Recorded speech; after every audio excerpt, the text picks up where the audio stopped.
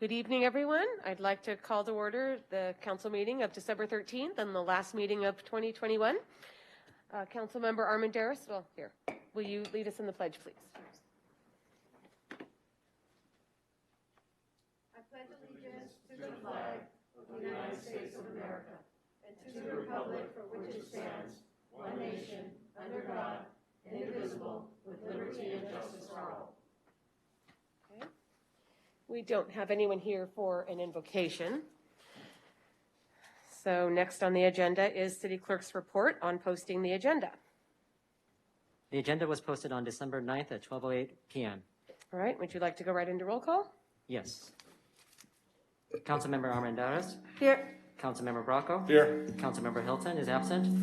Councilmember Libra Munoz. Present. Councilmember Marquez. Here. Vice Mayor Tovar. Here. And Mayor Blinkley. Here. Okay.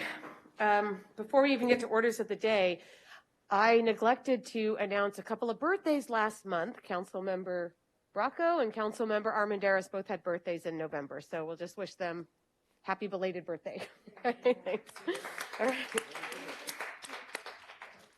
Okay, under orders of the day, anybody have anything? Okay, employee introductions. Jimmy? Yeah, Jimmy will go ahead and introduce, two new people and one promotion. All right, thank you, Madam Mayor, members of City Council. It's my pleasure to introduce to you 3 employee introductions. First, we have Andrea Yanez, who is our new building permit technician. And Andrea comes to the Community Development Department as a full-time permanent employee after being assigned to the building department as a third-party consultant for 2 years through June 2020. So she's not new to the city, just new as an employee. Andrea has been working as a permit tech with the City of Hollister for the past year, as well as several other jurisdictions. Andrea is a longtime resident of Hollister, where, along with her husband, Tomas, raised 3 children. Andrea enjoys reading and spending her free time with her 3 grandchildren. So, Andrea, you want to come up and just say hi real quick?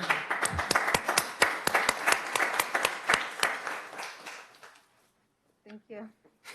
Good evening, Madam Mayor. Good evening, council members. I'm very excited to be part of the community development team. I know from experience that they're a very dedicated team, and I just can't wait to get in there and start doing my part to help them out. Thank you and welcome. Okay, next I would like to introduce you to Lisa Hernandez, who is the city's new office assistant. Lisa also joined us as a full-time permanent employee after working as a part-time employee. So we have 2 people who knew us before and acclimated to full-time employment. And she's been with us since August 2019 through June of 2020, and again in October of 2020 to help the building department with permits. In her spare time, Lisa enjoys spending time with her family, her husband, and her 3 children. So.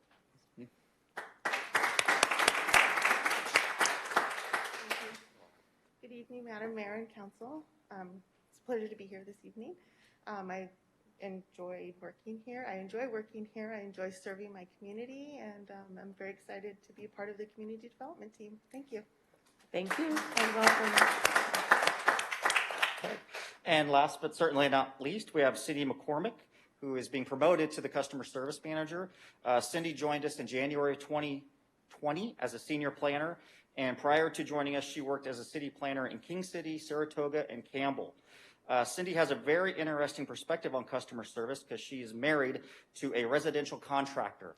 So those conversations, I'm sure, are very exciting, and we get a perspective that you don't always get. But anyway, Cindy and Ed live in Los Gatos with their 10-year-old Labradoodle. So, Cindy.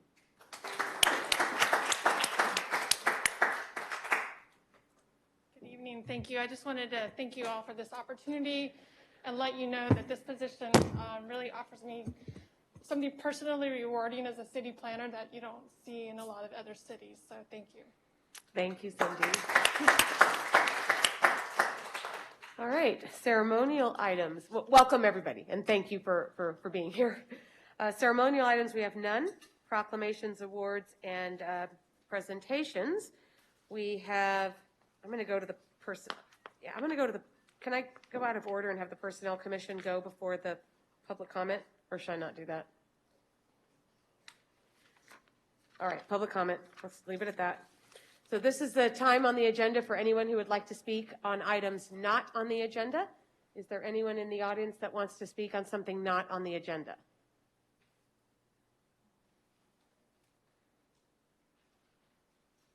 Do we have anyone?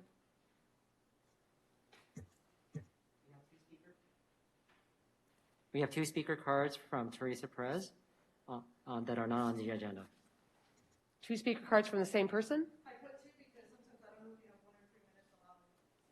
Can you get 1 or 3 minutes? Okay, if it's 3 minutes, that's fine. Hold card. Uh-huh.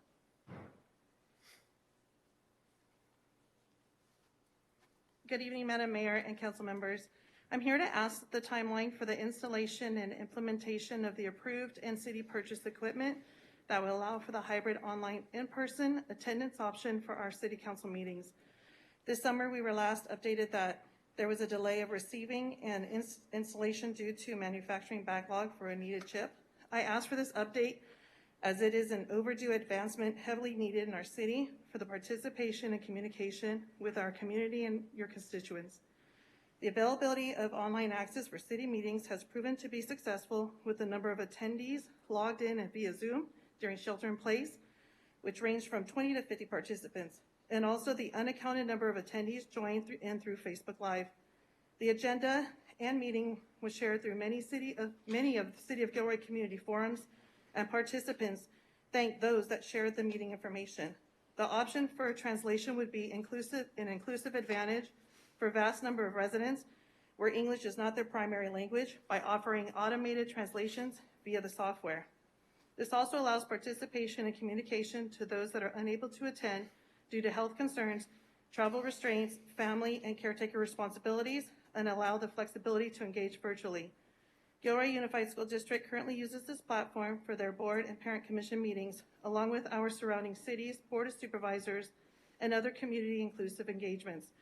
So I asked for an update on this implementation so our community is provided an opportunity to be a participant in city decision information. The other question that I had was for an update on the South County Youth Task Force policy. Last week I was here and I didn't hear a report out that was provided from the South County Restorative Justice Youth Diversion Program. That was the informational night that was held on Thursday, December 2nd. I was expecting the alternative from Marie Blankley, since you're in attendance, to provide some information from that, and also from the police chief. I didn't hear anything from his report out. Thank you. Thank you. Any other speakers? None at this time. Okay, thank you. All right, Personnel Commission member Catherine Cummins presenting for the Personnel Commission.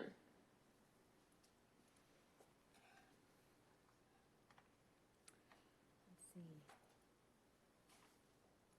Nope. Queued up. So, yep. Let me see if I can. Okay. Good evening, Mayor and City Council. My name is Catherine Cummins. I am the chairperson for 2021 for the Gilroy Personnel Commission. And I have here with me today Robin Bronze, another one of our fellow commissioners in attendance. So the role of the Personnel Commission is governed by the Section 907 of the City Charter. We work pretty much in an advisory capacity. We review classification plans, assist with human resources rules and regulations. We administer disciplinary appeal hearings, grievance hearings. We generally meet monthly on the second Monday of every month at 5:30, and we meet when there are items to review. So this year we had 5 meetings in 2021. Some of our accomplishments this year. So the Commission has reviewed and provided input on 8 job descriptions, 7 existing, 1 new. We did 3 employee classifications, 2 salary range adjustments and establishments. And all of these changes are reviewed with the union to get their review and feedback prior to coming to us. And we have 100% support from the union for these new and updated job descriptions. This was a really busy year for the City of Gilroy. They did 50 recruitment processes with almost 700 applications. And of those 50 recruitment processes, they had 47 new hires. And we did not have to do any eligibility list extensions or abolishments, meaning that we were able to find candidates from that first list, which is great. And we also had regular check-ins on COVID-19 safety for employees. So it was a very, very, very busy year, especially with the new human resource module system as well that was installed. The commission and the commissioners regularly sit on a variety of panels for new candidates. We participate in those interview processes, as well as attend trainings to stay up to date on what's going on in HR with employment law through Liebert Cassidy Whitmore training. We also attended a formal hearing procedure on trainings in June of this year to be ready for any disciplinary processes that may have come up. And I'm very proud to say that we didn't have any discipline or grievance appeals this year, so it was very, very successful this year. Do we have any questions? That's all I have for you guys tonight. Quick. Council, any questions? Thank you for your time. Thank you very much, and thanks for your service. Okay. Reports of council members. Councilmember Bracco. Councilmember Armendariz.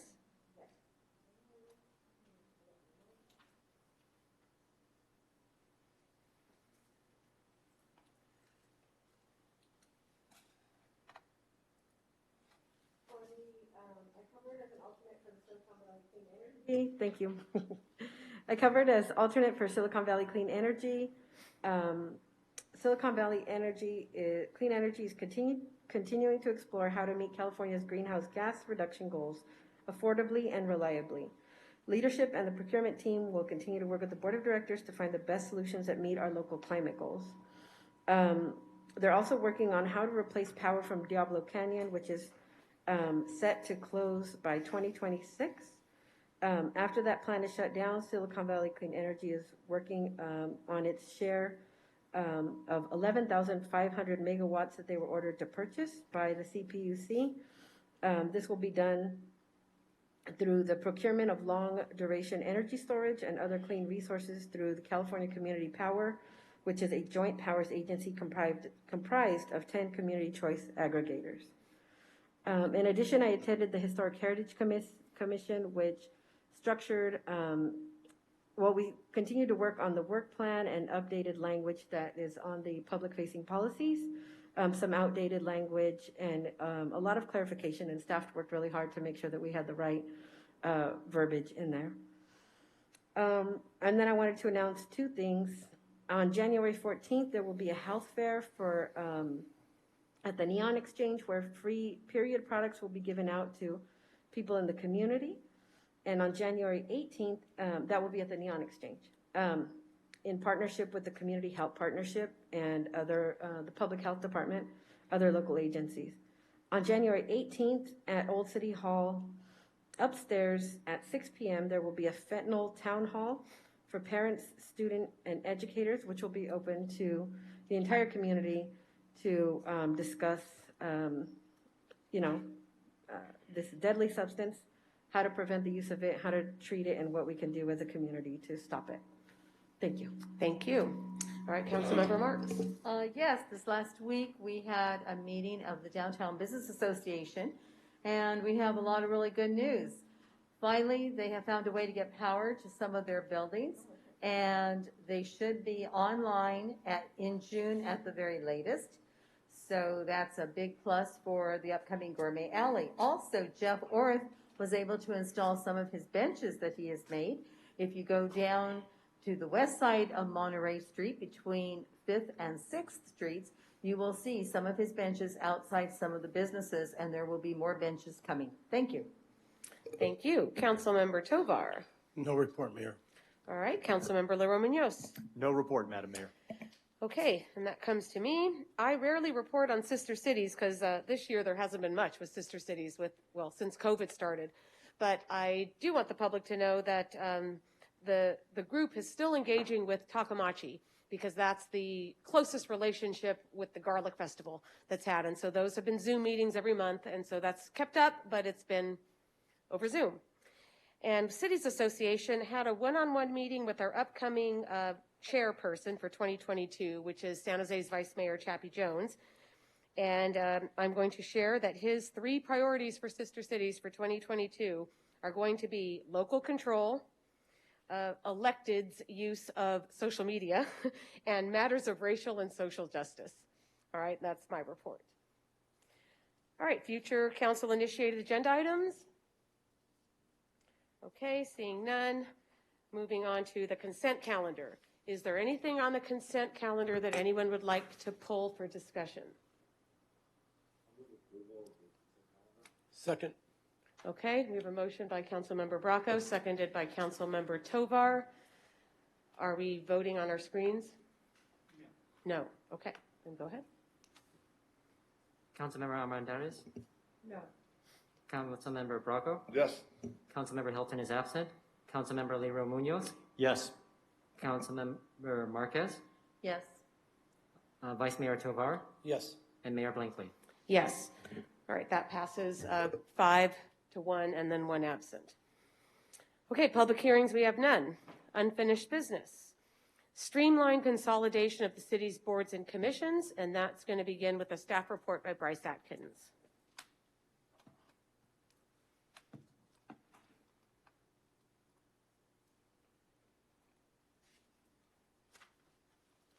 Good evening, Mayor and Council. A little bit of background, again, for council members of the public. In September, council directed staff to return with recommendations to create a more effective and efficient structure for our commissions and boards. This was driven by 2 items or 2 issues. One is challenging and repeat recruitments in order to fill seats, and then another was staff time resources supporting those commissions. There was a prior consolidation effort that reduced the boards and commissions from 15 to 13 boards. There are 5 commissions in the charter, all other bodies adopted by either ordinance, resolution, or other council action. Staff ultimately came back to council in November and presented some options that they had developed through that date. And as part of that, council provided direction to bring back the full streamline option that was listed in that staff report. So staff is back with the full streamline option that we modified it to retain the youth commission. It was felt that the youth commission is too much of an important link for engaging the youth with the city government. So with that modification, the proposal entails consolidating 4 boards at this point, the Bicycle Pedestrian Commission and 3 committees, Historic Heritage, Housing and Neighborhood Revitalization, and the Street Naming Committee. It's important to note that the duties are not being eliminated. They're simply being placed under the authority of other remaining commissions that the city has. So on the screen is a graphic showing where those duties are being placed. So for the Street Naming Committee, the Historic Heritage Committee, and the Housing and Neighborhood Revitalization Committee, their duties are going to be placed under the Planning Commission as the most appropriate subject matter jurisdiction. The duties will be incorporated within the existing staff reports that go to the commission, so it's not anticipated to be a large increase of workload for them. For the Bicycle Pedestrian Commission, their duties are being split across two different boards. So the Infrastructure and Development Review for projects will still go to the Planning Commission. However, the Education and Encouragement activities will go to the Parks and Recreation Commission. One of the other components of this is a recommendation to reduce the frequency of the meetings. And so the concept is for the boards and commissions to meet quarterly, though they can meet more often than that for their if there's business that they need to see to. We did have a recommendation in the staff report. We did find out after the agenda pack was produced that the method in which the recommendation D attains that is inconsistent with a small part of the charter. So that has been revised, and we'll go over that recommendation here, which is essentially the boards and commissions would maintain monthly scheduled meetings, but then they would be directed to cancel meetings except for at least 1 per quarter, and except for when there's a need that requires a regularly scheduled meeting not to be canceled. So boards and their staff liaisons will now have flexibility to meet as needed, specific to their respective boards. So for implementation, for members of consolidated boards, there are still remaining boards, the remaining boards that we have, I should say, typically have numerous vacancies that they may fill if there's an interest. The resolution ordinance allows up to 6 months to wind down and transfer their duties. So this is coordinated between the boards and their staff liaisons, providing a customized implementation approach for each of the boards. This allows them to complete any parts of the work plan that are currently underway but they must be complete within 6 months. Some of the boards may be able to transition faster depending on where they stand in their work plans. So council has alternatives in this. You can accept, reject, or modify the recommendations that are before you. We do not anticipate any fiscal impacts as far as costs. There is some potential for savings. The specific amount's not known at this time, but would have more staff time and resource savings that we could use and allocate to other work to be performed. And so there's 4 recommendations that we're asking council tonight. One is to adopt a resolution which would consolidate the historic heritage, housing and neighborhood revitalization, and street naming committees with the Planning Commission. That would entertain a motion to read the ordinance by title and waive further reading. Introduce an ordinance consolidating the Bicycle Pedestrian Advisory Committee with Planning and Parks and Recreation Commissions. And then direct the boards and commissions to continue scheduling regular monthly meetings, but cancel those other than for 1 per quarter unless there is a need present that requires a regular scheduled meeting not to be canceled. And so that completes the presentation. Happy to answer questions from the council. Okay, I'm going to start with one. Sorry, I know, Rebecca, you're, okay. I just want to ask because I wasn't expecting or wasn't really prepared for my question is concerning the monthly to quarterly.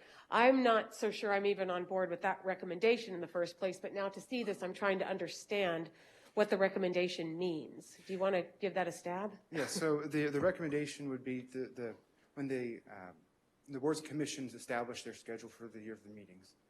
What we're asking them to do is to essentially hold one of the meetings per quarter and cancel the first and second meeting of each of those quarters, unless there's a business item that needs them to go ahead and meet anyway.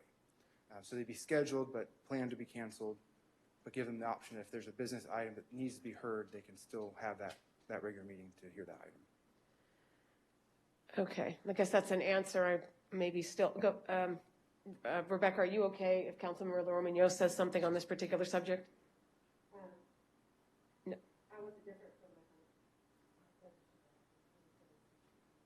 I'm asking if it's okay for Councilmember Loromino to comment on what I just said. Oh, yeah. Oh, sorry. Yeah, it's on what I just said. Thanks, Mayor. Yes, it is. So, Bryce, with regard to the quarterly recommendation, it sounds like instead of suggesting that they only meet quarterly, rather they continue to maintain the monthly schedule, okay? But then now the recommendation is they actually meet quarterly. So now it's kind of we recommend you meet at least once quarterly. And so I'm thinking of my experience when I was on the Historic Heritage Committee. We would go months sometimes where there just wasn't any activity. You'd go, 5-6 months sometimes. So now instead it would be you maintain the monthly schedule. If there's no business, you cancel that monthly meeting, but once a quarter you should come together. Is that correct? Correct. Okay.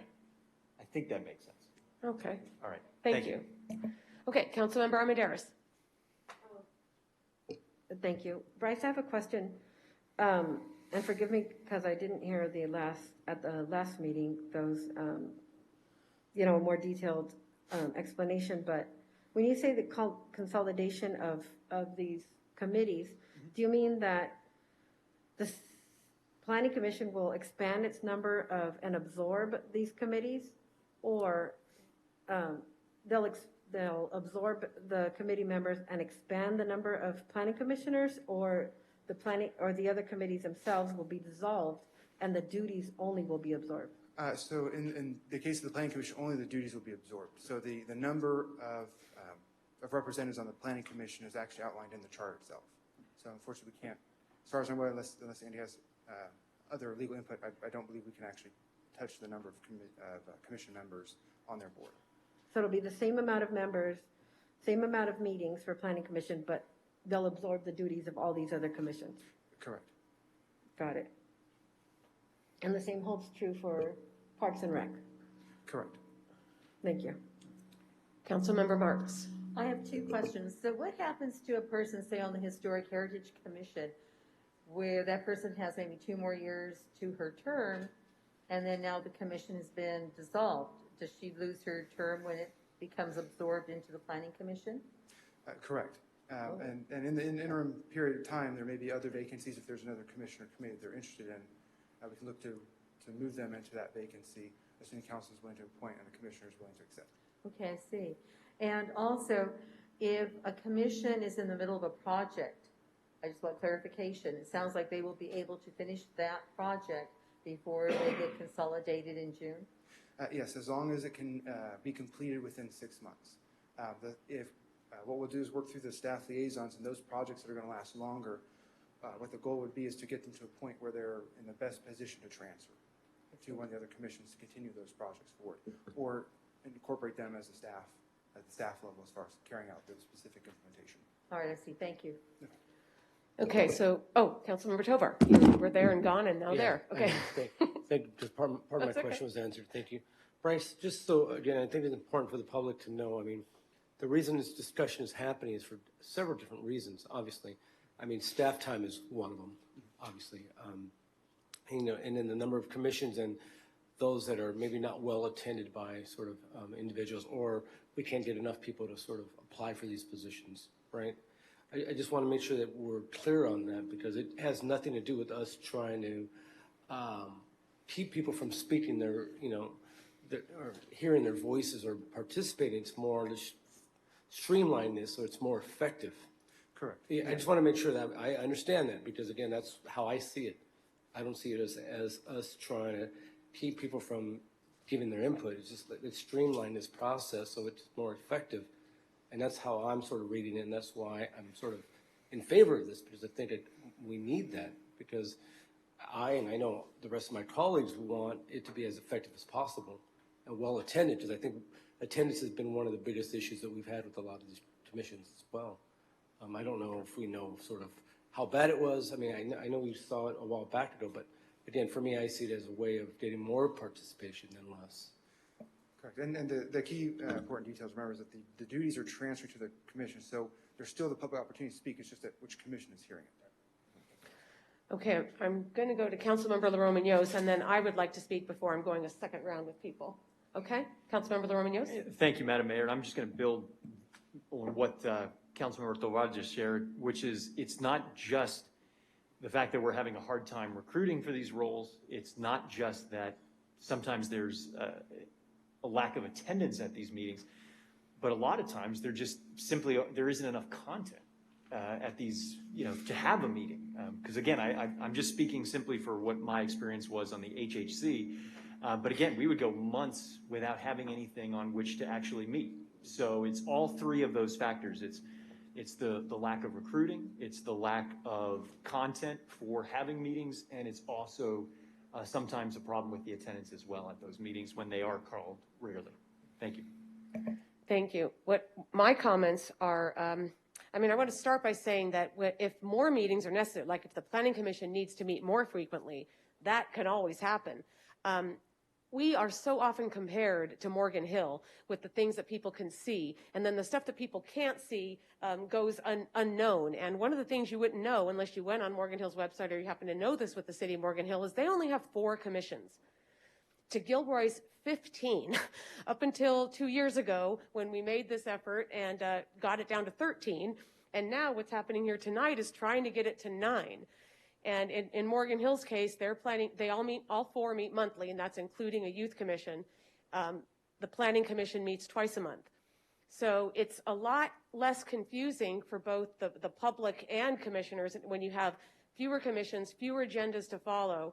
It doesn't change the public's ability to participate in each of those commissions. So while there may have been reasons for them getting started when they did, it's quite a process that I don't know that people realize with city resources when we want our staff to do things that we think measure up to what our expectations are, and then we saddle them with things that people can't see.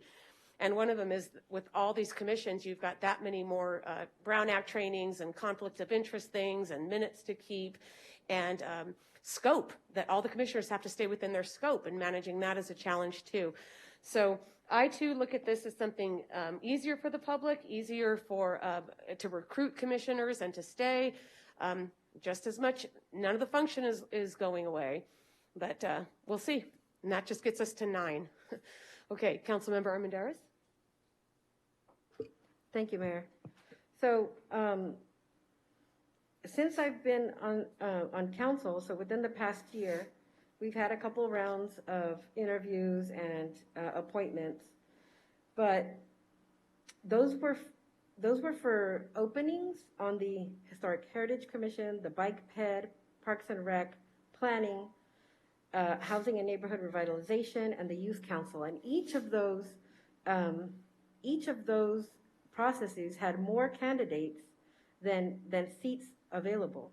It was very competitive, and it was great to see so many people from our community, so many residents interested and with that spirit of volunteerism. So I'm not sure what my colleagues are referring to, because this year we've had more applicants than ever and more interest in that. And I think although it's a slight inconvenience for us to have to go through the interview and appointment process, we've never seen such a high amount of applicants and people ready to serve their community in this way. And so I think it's a small price for us to pay, a small inconvenience to have to go through the process to interview them again and appoint them in exchange for such a robust amount of community participation and spirit of volunteerism. And so I think we should be encouraging this instead of discouraging it by adding so many more duties to those of the Planning Commission. The Planning Commission work is hard. I sat on the Planning Commission for 4 years, and it's challenging. And so to add all these other duties to them, I think that would discourage folks from wanting to apply it. It would feel very much like a full-time job.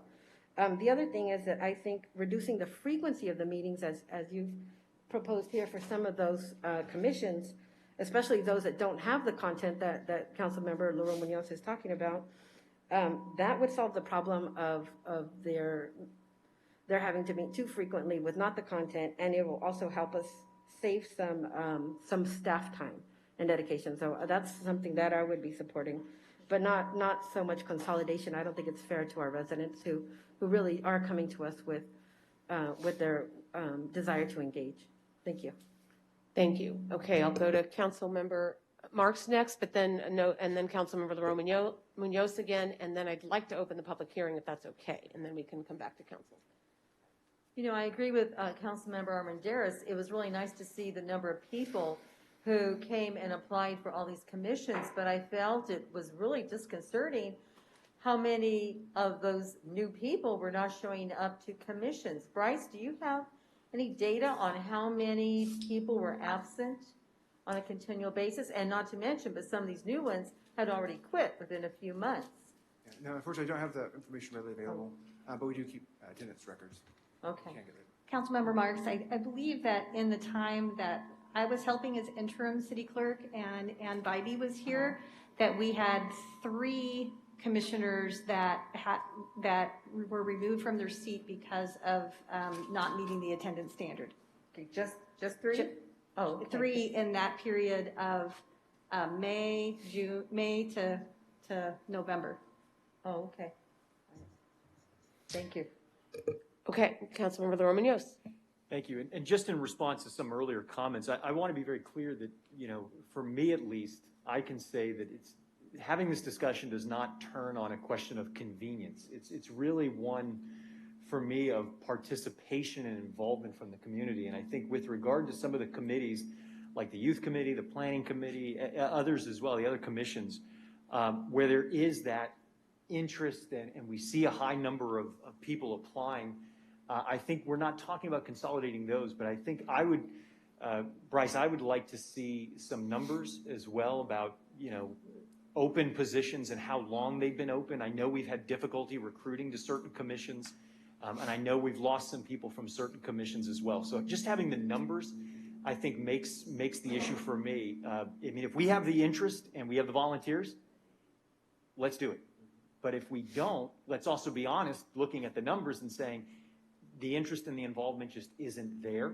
And so let's be wise with our limited staff resources. So I think having those numbers will help us make a clear decision.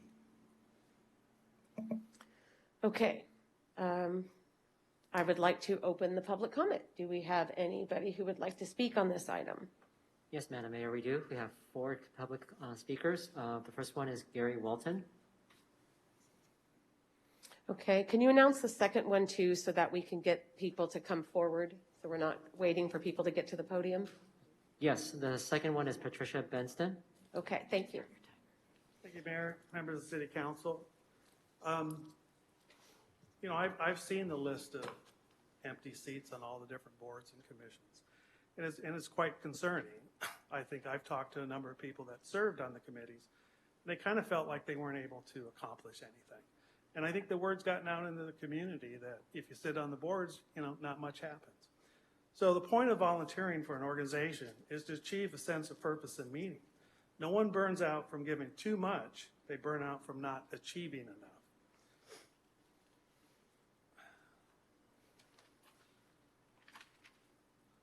When people can no longer find ways to get involved, apathy seeps into the cracks and takes hold of the idle resident. People are by default civic-minded, and that resource is far from inexhaustible. And I think we need to be concerned about apathy in our community. If people can't get involved and don't feel like they're making a difference in their community, they're just not going to sign up. But when you default to apathy, things aren't going to get better. And I think the council really needs to look at why people have not been applying to these committees or why they haven't been showing up. I think you need to look internally and say, is there something that we're not doing that's preventing these people from being involved and feeling like they're really part of something? And so I would really recommend that you talk to some of the different committees, the commissions, and find out what they think.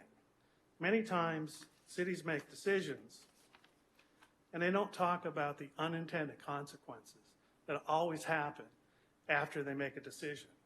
I think it's imperative, I think, to keep the community involved as much as they can and listen to their input and allow them to make a difference in their community. So that's just kind of my thoughts. I mean, I understand why you're doing this, but it may not be the best path. I think you really need to look at how you can make the system work better for citizens to volunteer and make a difference in their community. Thank you. Thank you. Okay, next speaker. That would be Patricia Benson, and followed by Carolyn Chimando. Is it okay if I take my mask down so you can understand me? Madam Mayor and Council, I'm Patricia Benson. I'm on the Parks and Recreation Commission. Formerly, a lot of you know, I was a city employee for 19 and a half years. Prior to that, I also served on the Planning Commission and Parks and Recreation Commission before I became a city employee. So I kind of have a unique perspective. I, for one, am recommending that you do not follow the recommendation to make Parks and Recreation Commission meet quarterly. We are a chartered commission. We are very active. In fact, some of us, 3 of the commissioners right now, we've developed a foundation to help with funding for recreation shortfall, park shortfalls, and we do some very important business. And our agendas are full. We don't have, absences, problems like other commissions. We're pretty active. As Carol can tell you, she came from the commission. Also, is regarding the bike ped, consolidating within Parks and Recreation Commission and some of it planning. I understand that as well. I totally get, the issue of staffing and all that, especially with the layoffs and stuff that we've had the last year. Regarding moving the, to placing the bike ped, placing their associated board functions for infrastructure planning and development review under the authority of the Planning Commission. I really don't think that's necessary. I think that the Parks and Rec Commission can also handle that. One of our chartered items is to review capital review budget, capital improvement budget. Also, we handle trails and bike ped. Bike trails and walking trails. That's part of our functions as well before bike ped came on board. Also, with the 2, we will have 2 openings. Our chairman, Michelle Wexler, is not reapplying for a second term, and neither is Robert Miller. So hopefully folks from Bike Ped, knowing that they're going to be consolidated in, will apply for our 2 openings. So I think that would also help too. So I'm hoping that, number 1, we continue to meet monthly, and number 2, that we can handle the Bike Ped issues regarding infrastructure planning and development review, because we handle those items for developers as well too, park related. So that's all I have to say. Thank you. Any questions? Thank you. Thank you. Thank you, Pat. Any other speakers? Next one is Carolyn Shenandel, followed by Vanessa Ashford.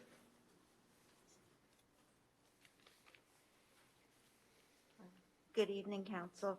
I have been the Gilroy representative to the VTA Bike and Ped Advisory Committee since 2017 and worked, of course, closely with the Gilroy Bike Ped Commission, so you know what I'm going to be talking about.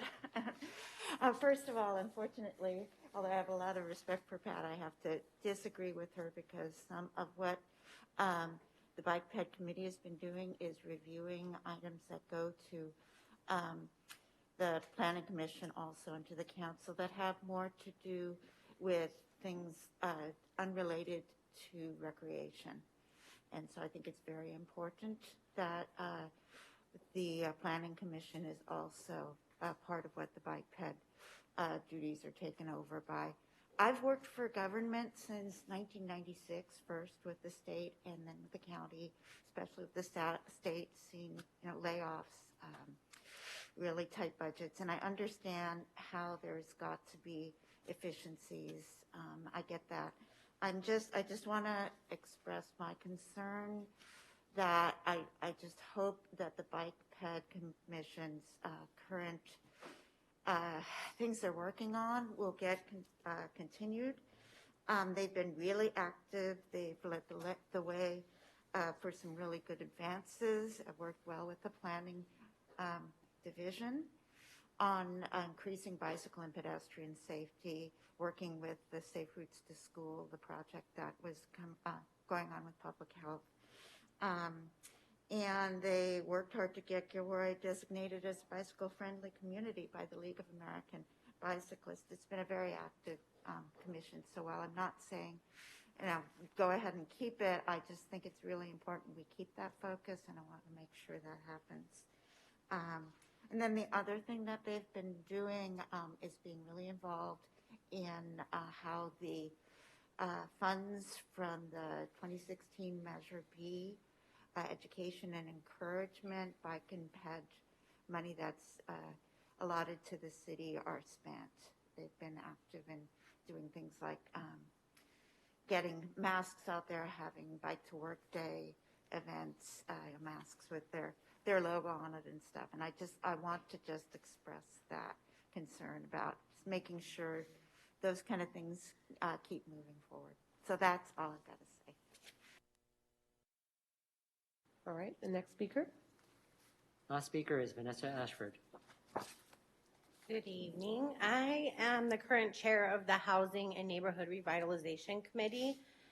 And two things that I would like to point out is, number one, I actually really agree with Mr. Walton in that it would serve city staff and the council to seek feedback from committees, current and past members, as to why they are leaving and choosing not to rejoin or what they may need. I know for my committee specifically, one issue that we've had as a challenge is staff turnover and lack of a staff member. We haven't had a city staff member. We have Sandra, but we haven't had that person that was in Maria De Leon's role, and we had Maria De Leon very briefly. And then also the other challenge is a lot of us assumed these roles during COVID, and we were asking community members to adapt to a virtual format during COVID, and a lot of us are first time serving, and so there's a learning curve. I think that it's more important to have more community voices in making community policies and decisions specifically to housing, and being that we're looking at adopting an inclusionary housing ordinance and surveying the community about needs and representing the entire community. If we consolidate and downsize committees, that actually reduces the diversity of the voice of the community. My committee is very diverse. We just got a new committee member. We did have one step down. He was prior chair and he gave notice that he would have to leave, but attendance hasn't been an issue for my committee. Also, nobody from city staff communicated that this was even a possibility, we found out by reading it on the agenda and calling Sandra late this afternoon. So that would speak to a lack of communication that we experience often when trying to do committee work. So I would ask that we not make this decision abruptly like this. I don't think it's in the best interest. Thank you. Thank you. Are there any other public comments? No others. Okay, thank you. And we'll close the public comment hearing and come back to council. Councilmember Armendariz, you have another comment. I'm not sure if Bryce could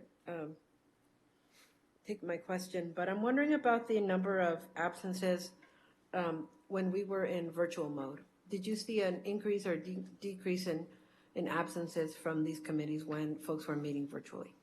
I didn't review any trends for that, so I couldn't tell you unfortunately at this point. But I can add that to the information that Councilmember Lemon has asked. That would be great. And also if we could look at the number of incumbents who reapply, because I think that that issue has been brought up, that folks just don't want to be part of it if they don't feel productive. But I know that time and time again, incumbents to these different committees re-up until they max out on terms. So if we could figure out how many, what the percentage of incumbents that reapply is for these spots. Thank you. Okay, so I would like to comment then too, and say that the impetus for this coming on the agenda was not just the 3 that had to be removed for attendance reasons, but because we had resignations of people midterm. And no less than 5 times was this item on our agenda this year alone to deal with commissioners, to deal with seats that we needed to fill. So that's what started this. Then, of course, 2 years ago, we were already looking at this, trying to get down to something closer to Morgan Hill's model with the 4 commissions, and we just struggle because Gilroy is just different. So I would like to stress to all the public comments that we heard, all points well taken. We want all of the focus that's been there, not removing any of the focus at all, particularly bike and ped. I am the VTA rep for this council, and bicycle and pedestrian issues, that subject, Measure B money for it is huge and absolutely a big focus everywhere, and that is not going to change. That's the way we're looking towards the future, to have all of those things there, and that will not change for Gilroy, whether it's split between planning and Parks and Rec, or if it were all Parks and Rec. I don't think we can do that. I do think it needs to be both planning and Parks and Rec, but however you want to do it. And the other thing is that community voices are not meant to just be commissioners. Community voices are the people. And the people can speak and send in comments at any of the commission meetings and any of the council meetings, and that's what you want, is more participation from the public. So we got to do something, because what we've been doing isn't working, but what that something is, we'll see.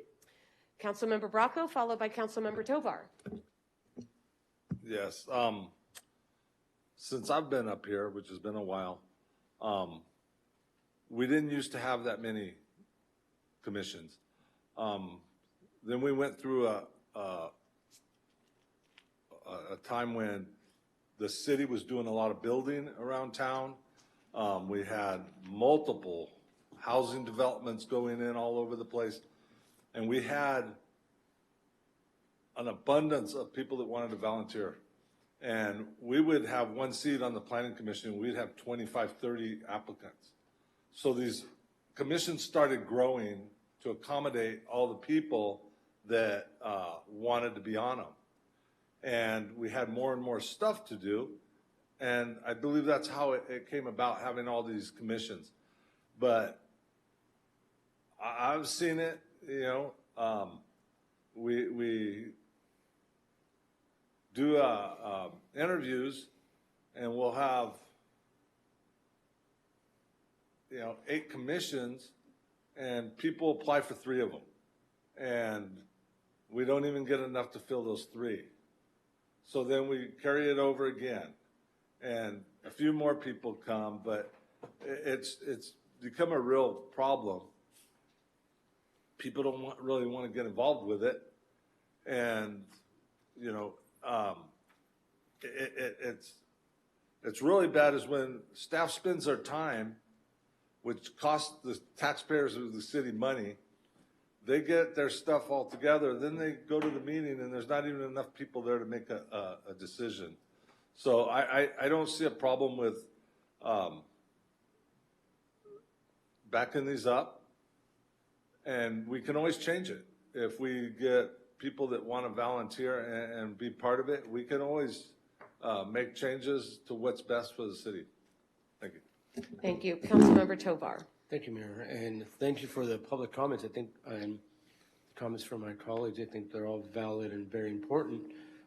Bryce, I think for me, one of the things too is sort of, you know, looking at that attendance report, because since I've been on, you know, 5-6 years now, I mean, it's always been an issue.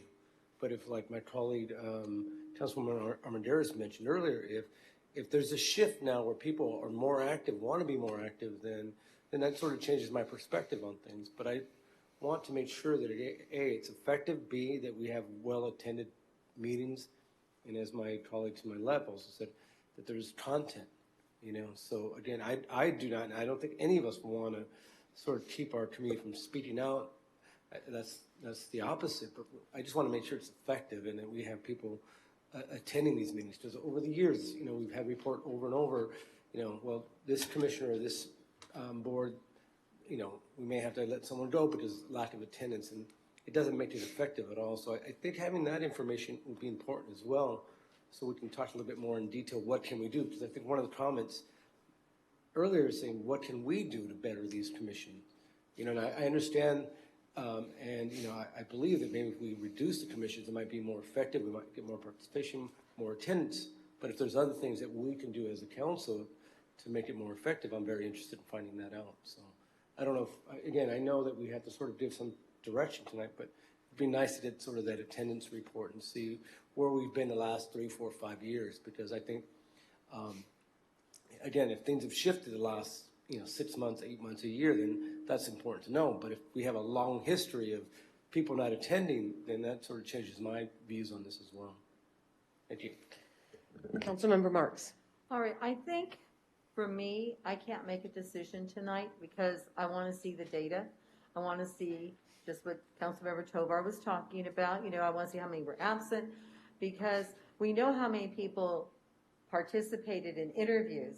And yes, that shows their enthusiasm, but on the other hand, if they're not attending, then how enthusiastic are they once the commissions got going? I also would like to see from the 4 commissions what they have accomplished in 2021. Now, either staff can, you know, report out, or the chairs could come and report out, because that would also be interesting to me to see just how much work they've actually accomplished. All right, thank you.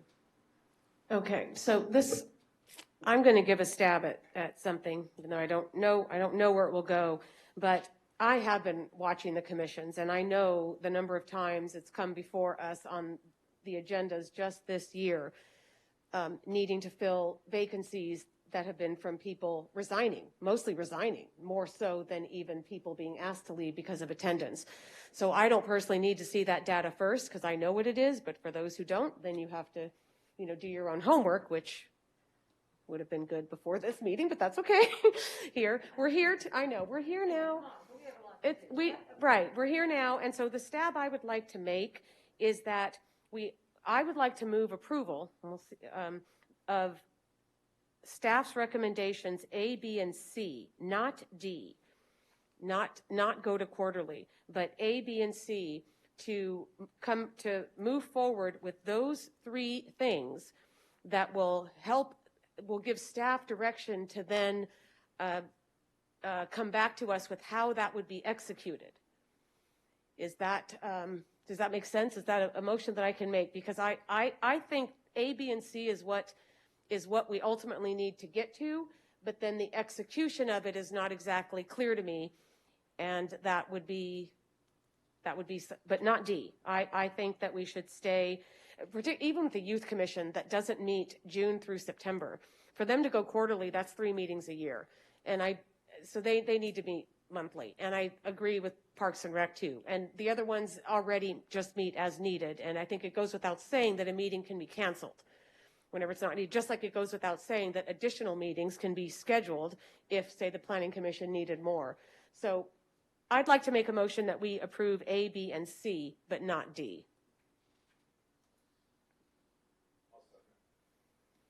Okay, so that at least has a second for discussion. Is there any other discussion, or do we just vote? It's already voting. Okay, does anyone else want to make a motion? Oh. 3. Oh, Fred's not voted. So it's a tie.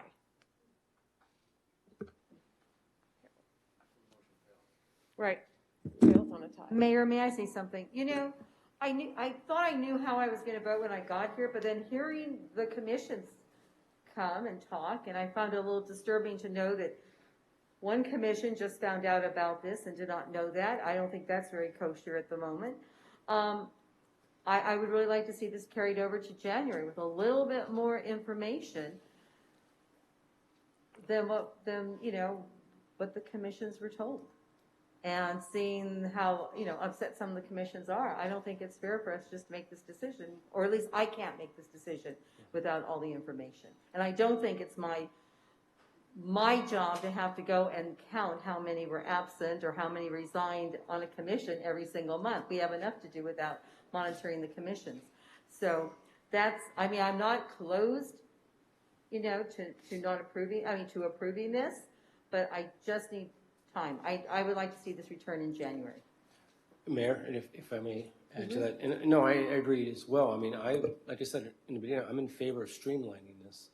But I think the feedback that we got, and again, we all do our homework, and I know it's been an issue because that's why I brought it up, that attendance has been an issue, but I think it needs to be part of this discussion because we're hearing that there's community partnership and it's important, but it doesn't make it effective if people aren't showing up to these meetings and there's not content. So I think we need to have that discussion in more detail to say, okay, look, we're not getting the type of participation or commitment that we need, then let's move forward with whatever recommendations. I mean, for me, I'm not ready to vote for it tonight. That's why I voted no, but I'm in favor of streamlining in some sort of way. But I think we need to have a bit more information. And if what we heard from some of the individuals, that they weren't aware of it, I mean, I apologize, but that's important for them to know as well and get as much feedback. Am I next? I can't see the queue. Sure. Do you have a different kind of motion you want to make? No, I just wanted to say that I think that we can explore, like I said earlier, meeting frequency for commissions that don't have to meet, meeting times, because I think there's a lot of working people who are now working out of the house again. And if a commission meets too early and it doesn't work for them as working people who work out of their home, I think we can explore those things. And of course, virtual versus in-person. So if we could see the data on if the absences increased or decreased when folks were meeting virtually, I think that would be helpful. And then lastly, I think that the commissions should be adequately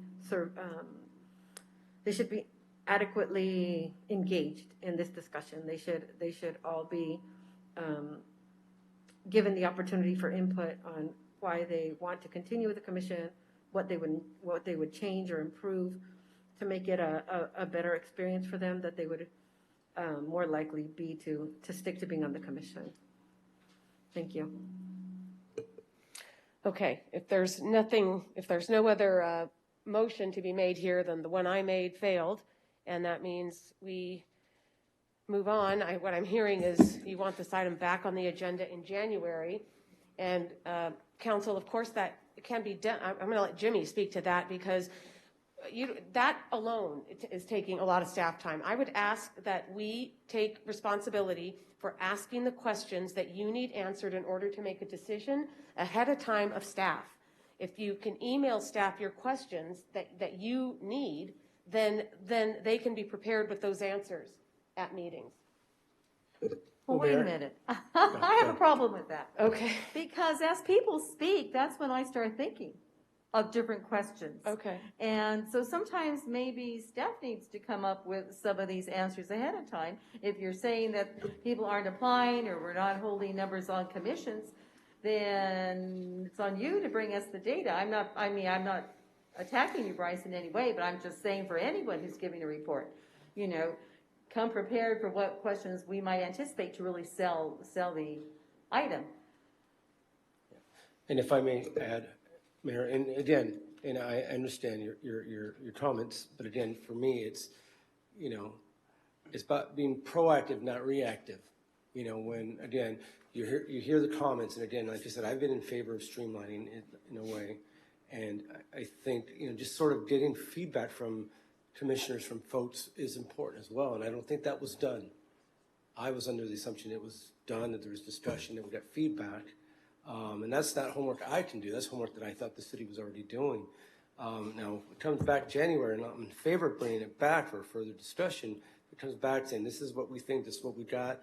Then it helps make a clearer picture, because for me, it's, yes, I want to streamline it, but I want to make sure that everyone has their input. We have some information that, not more for us, but more for the public to see, look, our attendance is low, and so that way we can justify it and say, this is why we're doing it, to make it more effective. I mean, that's what I'm looking for.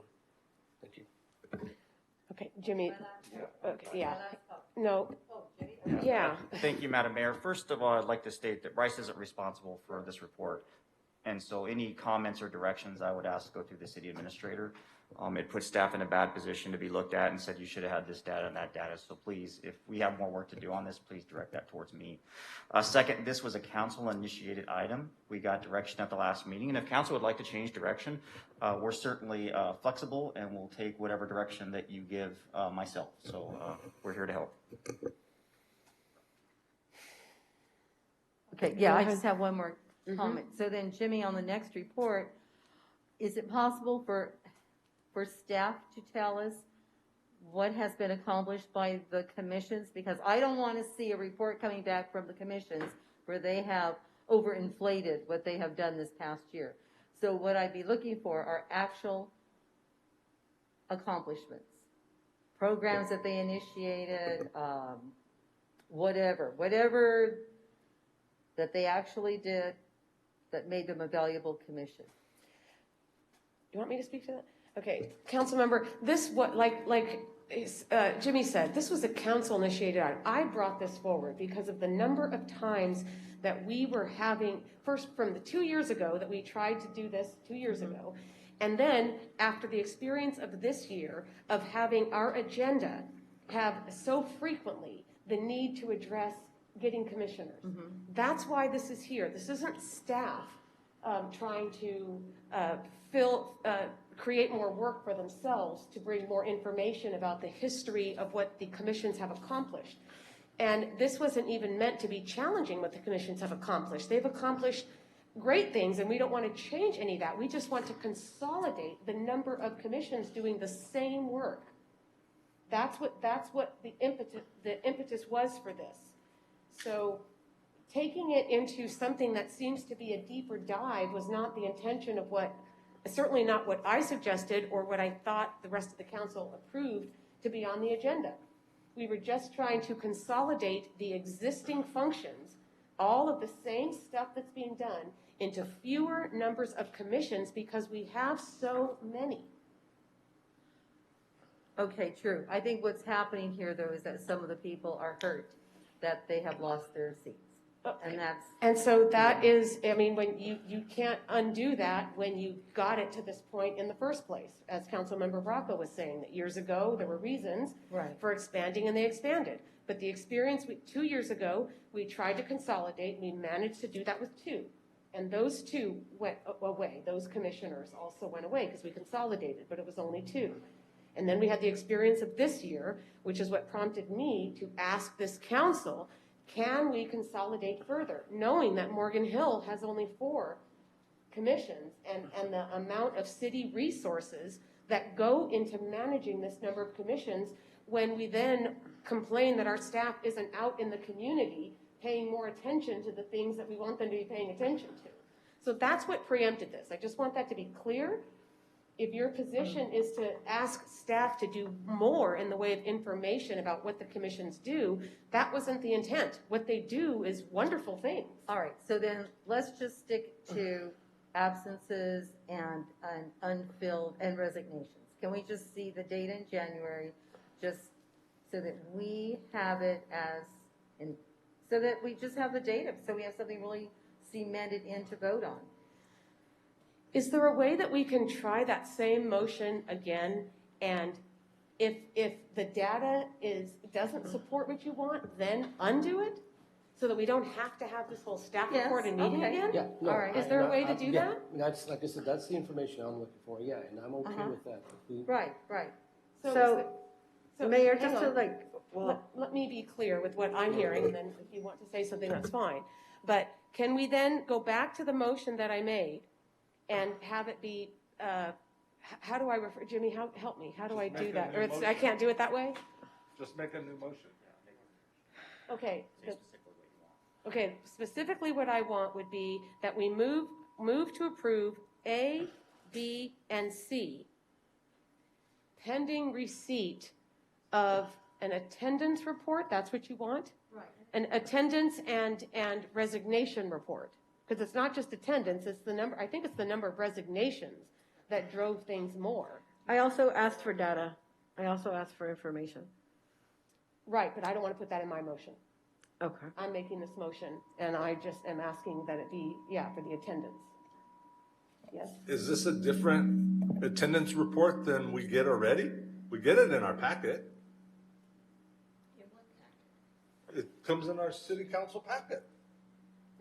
Like quarterly, I think, they give us the information. Well, that's what I was saying, is I feel familiar, I'm familiar enough with it, because I looked at it, but for those who didn't think to look at it, because they, heard things tonight, and it made them think differently, that's fine. So I'm just trying to suggest that we approve A, B, and C, pending receipt of an attendance and resignation report for 2021. And Madam Mayor, Yeah. if I could just offer one other thought too as well. The number of meetings per commission. If we're going to go down that route, we might as well see if Commission X has only met 3 times, Okay. it might be an indicator that. I would be fine with that too. Okay. So pending receipt of that. So then once that comes to council, then it would be a final, is that all right? So the information that I asked for, Mayor, also had to do with absences, but you don't want to hear that information about those who attended more frequently during virtual meetings versus in-person meetings. Correct, no. I just want to know about those who did not attend at all versus. In person. 2021. Right, there was a lot of meetings. In 2021. There was a lot of meetings in person, virtually versus in person. We just returned to in-person commission meetings in October of 2021. Okay, so most of it will be attendance virtually then? If I may, I'm not sure that it has legal meaning to say that we would adopt the motion or approve the motion pending receipt of further That's what data. I thought, you're right. I don't think yeah. we can really do that because we either adopt the resolution or we don't. Right. So I think the appropriate thing to do would be to continue the matter and direct staff to bring back certain information and then. If it wasn't treat it carried, in- how do we continue it? Pardon me? If the motion wasn't carried? No, Just continue. the item? The motion, the original motion failed, so there's no motion on the floor at the moment. Continue the entire item to bring back in January with additional information, then it can be voted on at that time. I think that's the appropriate procedural step. That's what you'd be more comfortable with. Sorry about Okay. that, yeah. No, No, Yes, and maybe, I and think then so. at that time, we only have to hear the data. We don't have to hear any of this, all of what we heard tonight, just data. You can't control that. If it's going to be on the agenda again, the council's going to start all over, and it's going to be whatever Leanne, there's a any lot of council member feedback. wants to include. Can we do anything about this feedback? There's so much. Yeah. So, council member, bringing it back in January means it starts over. And every council member is going to be able to say whatever they want and do what they want, and public can comment again and all of that. Okay? All right, I can't think of anything else to help this move forward, so that means it's coming back in January. Okay? All right. Oh, go ahead. Madam Mayor, I think we would, and Andy, can you help her? Do we need a motion or something to direct staff to bring it in January with specific direction? I think it would be helpful to do that. It would be helpful to have a formal, this is not a public hearing, nonetheless, it's an item on the agenda. It would be helpful to have a formal motion to continue it with direction to staff to bring back certain additional information that you desire staff to bring back.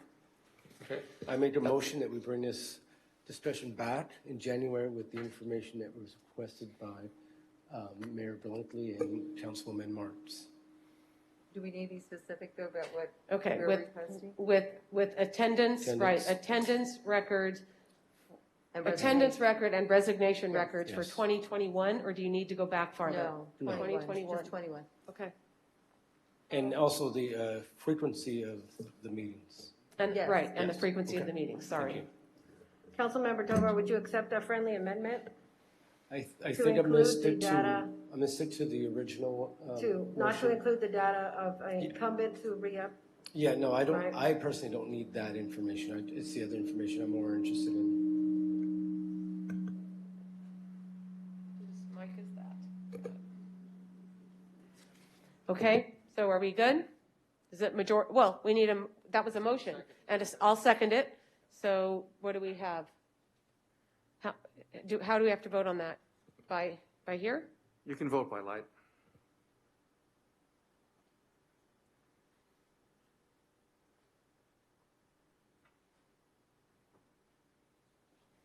Okay, it says waiting on Carol. Oh, I'm sorry. So that passed by 5 with 1 no and then 1 absent. Wait, why does it say no absent? I don't know. That's okay. All right. Okay, thank you. So we now move on to new business, item 9, which is update by city attorney on recent housing legislation, SB 9. Yeah, item 10. Thank you. Item 10? Mine says 9. Oh, no, my agenda said 10, sorry. Whatever it is.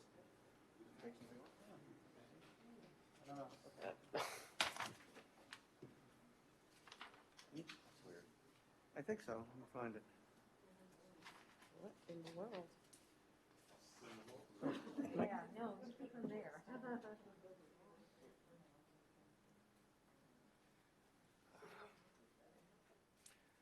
Okay, what I'd like to do is give you an update on some new housing legislation, particularly SB 9, which has gotten a lot of publicity. And this is a lead into the second part of the item, which is the adoption of objective standards, which I think Cindy McCormick will be talking to you about. So we have a presentation to hear on these items. What I'd like to do is give a little background as to how we got where we are. The problem the state legislature is trying to solve, and there's this quote I have here, the legislature says there is a crisis of historic proportions, despite the fact that for decades the legislature has enacted numerous statutes intended to significantly increase the approval, development, and affordability of housing of all income levels. This quotation comes from the Housing Accountability Act in the Government Code and was recently quoted by an appellate court when they held that the city of San Mateo had improperly denied a small housing project in violation of the act. On the left, we have a list of some of the places we have been and some of the statutes that the state is talking about. Their view is that they've passed statutes year after year, and we in the cities have not adequately implemented them, and now we have the crisis getting worse. I want to talk about these briefly because all of these laws on the left are ones that we deal with on a daily or yearly basis in the city. The first one is the housing element law. And as we say here, it goes back 5 decades. I think you all are somewhat familiar with that. The ABAG develops goals, the RHNA numbers, RHNA, for all of the cities in our area. And those are statistical, numerical goals of how many houses of different levels of affordability each city is supposed to get. Every 7 to 8 years is an update on the housing element, and we as a city have to come up with a housing element that shows that we have sufficient land to accommodate our RHNA goals. We don't have to build the houses. The city doesn't have to do that. But we have to make land available, and we have to have a legal system and a set of Gilroy laws that would allow developers to build those houses on that land if they choose to do it.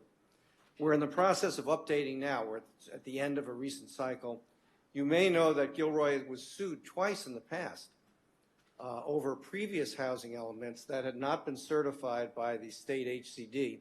We actually won both of those lawsuits, amazingly, because even though the state had refused to certify the housing element, we convinced the court that they were adequate. And one of them is now a leading case. However, we don't want to do that again. Our last housing element was properly certified. It's become increasingly impossible to do business if you don't have a certified housing element. So we're moving forward on that goal. The second law that the state has passed that we're complying with and trying to has been in existence for almost 40 years. It's the Housing Accountability Act. That essentially says that in reviewing projects, housing projects, we can only turn them down based on objective criteria in the code that we have adopted. We can't do it subjectively. A project can't be turned down because it's, quote, too big, because it isn't Gilroy, because it's inconsistent with the neighborhood. Those are subjective standards that can no longer be applied. They used to be able to, but they cannot anymore. The density bonus law is another state law, Government Code Section 65915. I apologize for the graphic, which is a little overbearing, I have to say. I think it's one of these Italian hill towns, Cinque Terre or something. Yeah, that's what it looks like to me. But anyway, essentially what this says, that there's a contract between the state and the city and developers. And under that contract, which is embodied in the law, if a developer says, I will build a certain percentage of affordable housing that's affordable at certain levels, there's a table, very complex set of tables in the law that say the developer, if he does that, gets to increase the density. So they get to build more units in addition to the ones they started with. That's the density bonus. In addition, they get concessions and incentives and waivers, meaning that they can say, well, on this site, I want to build so many homes and have a bonus. In order to do that, I have to build higher than you normally allow, or I have to have fewer parking spaces or less of a setback, for example. Or if I have affordable units, I can't disperse them in the project because they're senior affordable, that kind of thing. So this law requires the city to bend in certain directions with the goal of increasing the level of affordability of city housing. The next law, which actually may be one of the most useful laws, is accessory dwelling units. I'm sure you all recall how there was a kind of fire drill a year ago, roughly. The state passed this law and then gave all of the cities 3 months to get an ordinance in place, or we would have no ordinance regulating it. So we do. We have an ordinance. Accessory dwelling units must be allowed as a matter of law in pretty much every residential zone. And the city does have an ordinance. There are limits on the size. We can't say they're too small. We can't say they have to have too big setbacks. This law, most housing advocates think, is having a real effect. And in fact, in many places as you drive around, you see ADUs being built in Gilroy as well as elsewhere. Another law, Permit Streamlining Act. This requires the city to tell an applicant when their application is complete within 30 days, and then to act on it within 60 or 90 days or longer, depending on CEQA. But it requires a regularization and a timing of the process. This has recently been extended to certain ministerial approvals for single-family homes. So our hands are getting tied a little more in terms of timing. The staff has to be very responsive to make sure that we comply properly under this law. 2 more laws. We're getting to the end of the existing laws. SB 35 requires streamlined approval for certain projects. It's very complex. It requires union labor. It requires a level of affordability. The biggest project in the state under SB 35 is Valco in Cupertino, which is very interesting. It's 2,400 residential units, half of which will be affordable, as well as commercial, industrial, office use. The city is fighting with the developers of Valco, and they're in litigation, and they're constantly at odds over this project. But it is an interesting example of this law. Finally, SB 330, the last sort of recently existing law. This one created a lot of interesting requirements that affect us. One is that a project can only have 5 hearings now. And that includes planning commission, historic, any commission, as well as continued council hearings or study sessions. It's very interesting. This is a real attempt to require that cities act expeditiously and don't have endless hearings, which Gilroy generally doesn't do, but there are cities in the Bay Area that are notorious for this. It also says that you cannot have a moratorium easily.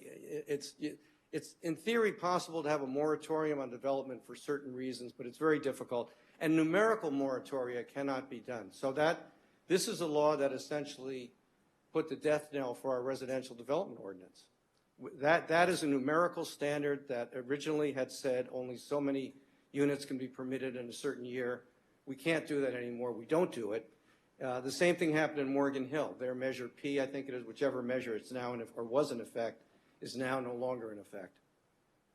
Okay, that's sort of the background. These are the laws that the state has been beating on us with. Now here are the new ones that came in. And actually, although I mentioned these three, SB 8, 9, and 10, SB 9 is the most well-known, there are about 40 others that were passed in the last year. So the state is continuing to inundate us with new laws. SB 9 is the one that everybody knows about. Now, SB 8 is interesting because it extends the Housing Crisis Act of 2019 to 2030. So in other words, SB 330 and the requirements I just went through are going to be in effect for another 9 years, at least 9 years, perhaps more. It also requires that the Permit Streamlining Act extends to single-family dwellings. So it's sort of a ratcheting down. SB 9 is the one that's different, though. This is one that Scott Wiener has been pushing for years. He called it SB 50 at one point, and there were various things. He couldn't get it through the legislature, but they did this year with a number of interesting, it has a lot of applications that are going to affect Gilroy as well as other cities. People call it the end of the road for single-family zoning. That may be an overstatement. In your packet is an article I wrote about SB 9 that explains it in a little more detail. And Cindy, in talking about the objective standards, will also be talking about it. But let me give you sort of an overview of what the point of it is. So SB 9 applies, first of all, in single-family residential zones in a city, including chartered cities. So it applies in Gilroy in single-family zones. It generally doesn't apply where it would lead to the demolition of affordable housing. At least that's the concept. It's worded in kind of odd ways, including housing. If housing has been occupied by a tenant in the last 3 years, then it can't be demolished to make 2 new houses for SB 9. Now, there's no mechanism in the state for dealing with this, in the state law rather, how we figure that out, what it actually means. But regardless, the concept is it's supposed to expand housing, and therefore you're not supposed to use it as an excuse to demolish affordable housing particularly. It does not apply to lands, and there's a whole list here.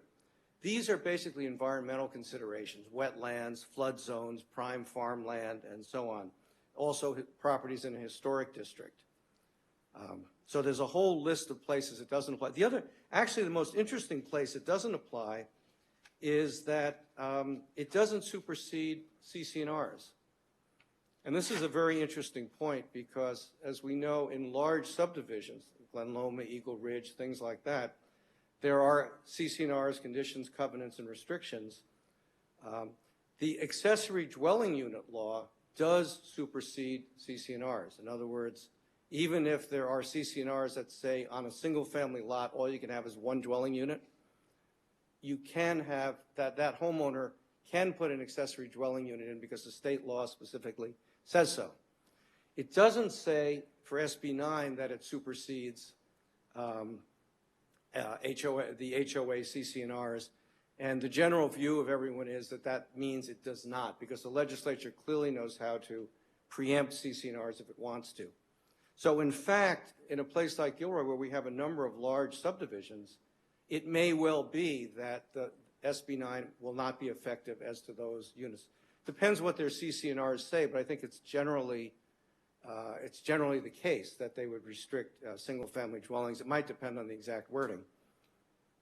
Okay, so what what does an applicant, a homeowner, let's say, who wants to avail himself of SB 9, there are two possibilities, two things that he or she can do under SB 9. The first has to do with approval of additional dwelling units, and the second has to do with a lot split. So these are two separate things, but they're interrelated in a confusing and complex way that nobody quite understands, but nonetheless, there's an attempt at integrating the two. So the concept is that someone basically can build two houses on a parcel, a single-family zone parcel. And the approval of those for the city is ministerial. Ministerial means that there's no council hearing, there's no planning commission hearing, there's no CEQA. It's a staff-level building official approval. It's kind of like getting a building permit. The city can require that the proposal comply with objective design standards, and that's the point of adopting them at this meeting, because this law goes into effect January 1st. However, the objective standards cannot prevent there being at least 2 units of 800 square foot in size, minimum, and it cannot require setbacks greater than 4 feet in the side or rear yard. So we can apply objective standards, but we can't prevent the 2 units from being built. The denial, like the Housing Accountability Act, can only be if the project violates would create specific health and safety impacts or impacts on the physical environment supported by substantial evidence and based on objective criteria. So the deck is stacked in favor of the approval of these units. Secondly, an applicant can split a lot. So a single-family zone lot can be split in 2. And again, that is ministerial. It's an exception to the Subdivision Map Act. For example, the Subdivision Map Act says that any subdivision has to be consistent with the general plan. Not true here.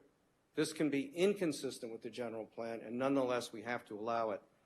There are some conditions, and it's going to be seen how those work out in practice.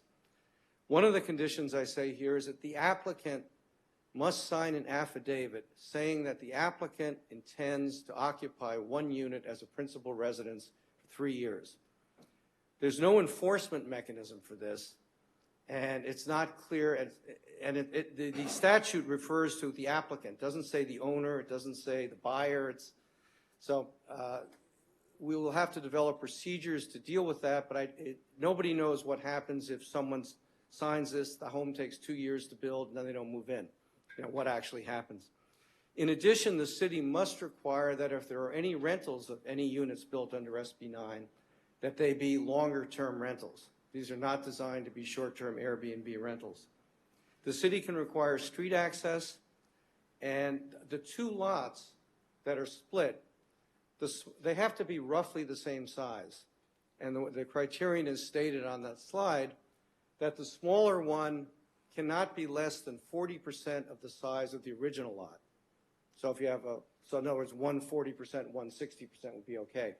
However, and neither lot, the city must allow, in a certain case, lots as small as 1,200 square feet. Now that's 30 feet by 40 feet. That's a very small lot, but that's what the statute says. In addition, there are reduced parking requirements. The city can require 1 off-street space per unit.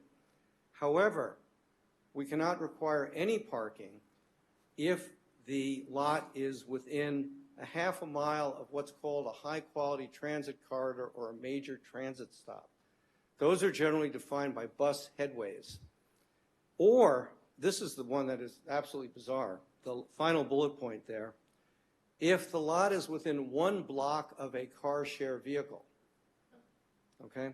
It's very unclear what that means. Those are the words of the statute, within 1 block of a car share vehicle.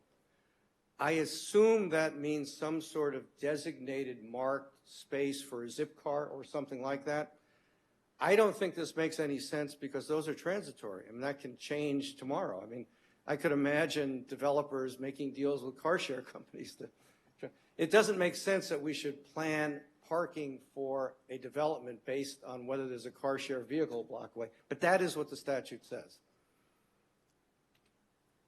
Okay, there's quite a bit of ambiguity in the law about exactly how many dwellings can be built. Generally speaking, the law is designed to allow a maximum of four units on an SB 9 project. In other words, potentially 2 on each lot. That's probably the best way to read the law. Those 2 units, by the way, they could be a duplex, and a duplex is defined in our code as being an attached two-family home, or they could be 2 separate primary dwellings. And it gets worse when you consider ADUs. There are 3 cases listed here. I'll mention them briefly. I don't want to go into the details completely because you'll go nuts. But the first one, suppose there's no parcel split and somebody simply says, I have a vacant lot, I want to build homes under SB 9. That person under state law would be entitled to build 2 primary homes plus 1 accessory dwelling unit and 1 junior accessory dwelling unit. Junior accessory dwelling units, you may recall, are less than 500 square feet within an existing home. They're it's like a little second granny flat in your home, whereas a normal accessory dwelling unit can be a detached thing. But in essence, these are 4 primary dwellings that could be built on 1 lot. If there's a lot split, then the law says that, let's say it's a vacant lot and it's split in 2. Then the applicant is entitled to build as many as 2 homes on each lot with no ADUs. Okay? And if there's a lot split and house approvals, then they get to build 1 or 2 houses on each lot and no ADUs also. The concept is to allow up to 4 per lot, even if it's split in 2. The statute, however, doesn't say that very clearly. And so there may be loopholes and there may be things that we have to do to work around that. Let me go back here. So this is all complicated stuff and it's brand new and it goes into effect in 2 weeks. Cities are allowed to have ordinances to deal with some of the ramifications. The ordinances must be consistent with state law, however, because they're preempted if they're not. Cities are allowed to have objective design standards, and we have, at a staff level, concluded that the first priority is to have objective design standards.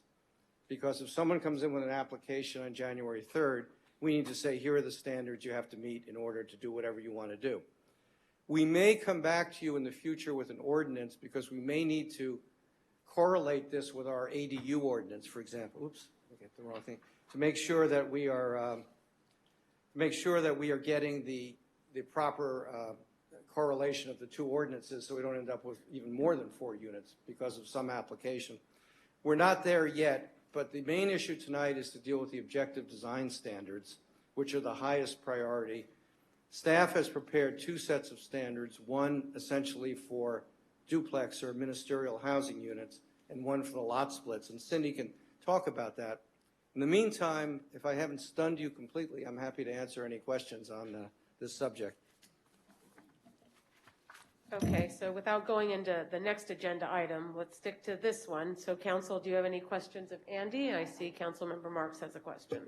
So clarify for me, Andy, in a recent press release, someone said that his neighbor was going on a corner lot or was going to take his original existing house and split it into a duplex. Gosh, I'm way back from my mic and it's still giving the noise. Is that, according to what you just said, that's not allowed? You're talking about taking a vacant lot and extending it into 2, dividing it into 2 separate lots. Well, that's a possibility. There are a lot of different possibilities, Councilmember Marks. For example, if there's 1 dwelling unit already, if there's a house already on a lot, a homeowner can add another one, which probably would allow what you're talking about. In other words, taking an existing house and splitting it in 2, you'd still end up with 2 dwelling units. So probably that would, I don't know what you're talking about, it's physically feasible. But it's not splitting the house though, then, right? You're not splitting the house, you're actually just building another house on that lot, correct? You could be, but in theory, I suppose you could be dividing a house into 2. I guess also. I'm not sure that's a primary application, but I think you could, or someone could, rather. Yeah. Okay, thank you. Part of the ambiguity in the law is that it applies more cleanly if there are no existing dwellings on the lot. On the other hand, most houses probably that people are going to be, most lots that people are going to be using will have a house already. And so the question is, what else can they build, and can they build accessory dwelling units as well? Any other questions? Okay, thank you, Andy. I think I'm going to go to public comment right now. Do we have any members of the public who want to speak on this item? No, Madam Mayor. All right, thank you. Then I'll close the public hearing. Last questions of council? Otherwise, I'm going to move on to item 2. Okay, moving on to agenda item 9.2. Gilroy Senate Bill 9 Objective Design Standards Policy, and Cindy will be giving us the staff report. Thank you, Madam Mayor. Before I begin my presentation, I just wanted to add something to Council Member Mark's question. So currently our R1 zoning allows duplexes when they're located on a corner lot with a minimum lot area of 8,000 square feet, and where the duplex would not increase the overall density beyond 7.25 dwelling units per acre. That's our current ordinance. Obviously, SB 9 supersedes that, but I did want to at least offer that as it stands today.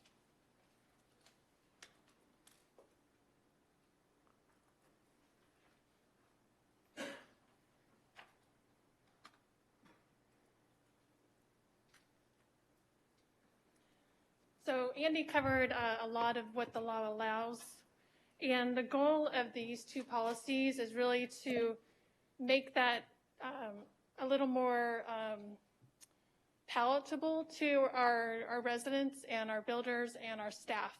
And so in trying to condense all of that information into a policy, so it's a little more straightforward. So the policy regarding SB 9 2-unit residential standards, first I want to also add that right now, as it stands today, before January 1st, we do allow up to 3 units on a parcel. So you have your primary dwelling unit, you have an accessory dwelling unit, which can be detached, and then you have a junior accessory dwelling unit that's in the house. So you can allow 3 units on an R1 lot today. What SB 9 allows, as Andy mentioned, is if there's a lot split, and so now you have 2 new lots, each of those lots can have 2 units for a total of 4 units. So 3 plus 1 is 4. So you get an extra unit under this law when you subdivide the property. If you have an existing lot with no lot split, as Andy mentioned, 4 units, 2 plus 2. The policy also talks about the owner occupancy and tenant occupancy requirements, and the owner should actually say applicant according to the state law. And then minimum parking. So our current code requires 2 units for a single family dwelling. Now we have to reduce that to 1 unit per unit, 1 stall per unit. And then we have existing standards regarding paving in the front yard. And so we're just calling that out in the policy to try to minimize that. Same policy, just continuing. The setbacks stay the same for the front yard, and they're reduced, as Andy mentioned, for the side and the rear yard from 6 feet for the side to 4 feet, and then from 15 feet in the rear to 4 feet. And then the law also says that if you have an existing structure and you're not making modifications to the footprint, if it's at a 0 lot line, they can stay there. So we can't make them increase the setback to 4 feet. And then our current requirements are that they can be 35 feet tall and 2 stories, so that stays the same. And then you'll recall that in October you all adopted the multifamily objective design standards. We pulled a lot of the standards from that are applicable to duplexes and put that into this policy so it's easier for our applicants to know what applies to them. And so you can see a number of these come straight from that policy. And then we have a new one that talks about garage vehicular entrances having an 18-foot driveway. So now that we have these reduced parking standards, at least we have a driveway where we can get the car off the street and into the driveway. And then there's also a new standard that talks about colors and materials occurring with a change in the wall plane so that you don't have this kind of abrupt change of material. And then we have the SB 9 lot split policy. And one of the requirements of law is that you can't split a bunch of parcels that are adjacent to each other. So if we have a developer who has, who owns a number of lots, he can't split, 3 lots that are right next to each other into 6 lots. He can only split one of those lots. And then it's only 2 lots per parcel. So you couldn't come in, use SB 9 today, split it into 2, come back 6 months, a year later, and split it again. So you can only split it one time. Andy mentioned the minimum lot size. Our city code currently requires a 40-foot minimum frontage, and so that's called out in the policy. And then we're also adding to this flag access corridor of 18 feet. So you have your 40 feet, and then you have 18 feet to access the back lot when you have a flag. And then I'm not going to go through all of these, but here's the rest of the standards here. With that, staff is recommending that the council adopt a resolution adopting both of these policies. And that concludes my presentation. Thank you, Cindy. All right, council members, any questions of Cindy? Okay, Councilmember Armendariz. Does a junior ADU include, so that means a garage or a tiny home? Is that what was suggested for that? So the junior ADU has to be within the primary dwelling. So it's an attached garage? Is that considered a junior ADU? Andy, are you? I think generally an attached garage is probably a regular ADU, but it could be a junior ADU. And it's certainly a detached garage that is built over would be a detached ADU. In other words, a normal one. Yeah, because I can't think of any houses you would have a junior ADU in your home. Well, I think the idea is that there's an extra bedroom on the ground floor and you put a kitchenette next to it or something. And you have to have a separate entrance for it to be a JADU, but it would qualify as a residence. I wanted to add one thing too, it kind of in response to the question, but also that these guidelines are a work in process because we're scrambling to do something that makes sense and is reasonable and will be effective in a couple of weeks. We expect that there are issues that are going to come up. People will come in with particular questions and, by gosh, the guidelines really don't fit them and what do you do? And so I imagine, we certainly contemplate that there will be changes coming forward with experience. All right, council members, any other questions before I go to public hearing? Okay, I'd like to ask if there are any comments from members of the public. Yes, we have one right now from Gary Walton. Okay, is that the only comment? Just one? Just one at this time. Okay. Trying to avoid the time it takes to walk up here. Thank you, Mayor, members of the City Council. I know there's a lot of angst about all these changes in laws regarding neighborhoods and what's going to happen in my neighborhood. I listened to some of that in my own household. And so, what's really important, I think, is to really look at our objective design standards and make sure that they're high. I mean, so that way what's built, and there are cities that are doing that, they're raising their standards. It's not just to convert our old standards to objective standards, but we need to raise our standards. That way what is built, it improves the neighborhood rather than degrades the neighborhoods. A lot of what I've seen over the years, what's been built in older neighborhoods, which I care about, has really degraded. It met the code, but it degraded the neighborhood. It degraded the street. So the best thing that you can do as a city is to raise the bar on those objective standards, even higher than what has been presented. There are communities that care about, what they build, what it looks like, how it interacts, does it fit the community in terms of where it's built. And so I would encourage the city council is the way to really deal with this is to raise your standards. Make sure they're as high as you can. People don't, as a builder, I don't care about the standards. In a way, it protects my investment. If you have high standards, I don't have to worry about what the person next to me builds.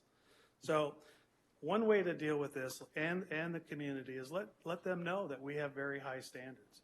And I think there's more work to be done on these objective standards, even though they've come before you already. I think we can do better. So that's my words of encouragement. I know that every city is dealing with this, but my solution to this is make sure the standards are high. And what is built does not degrade the neighborhoods, does not degrade the street, does not, all the things that people are worried about. The design makes a difference. You feel good around good design. You don't feel real good with bad design. So that's just my 2 cents. Thank you. And there were no other public comments? Correct, Madam Mayor. Okay.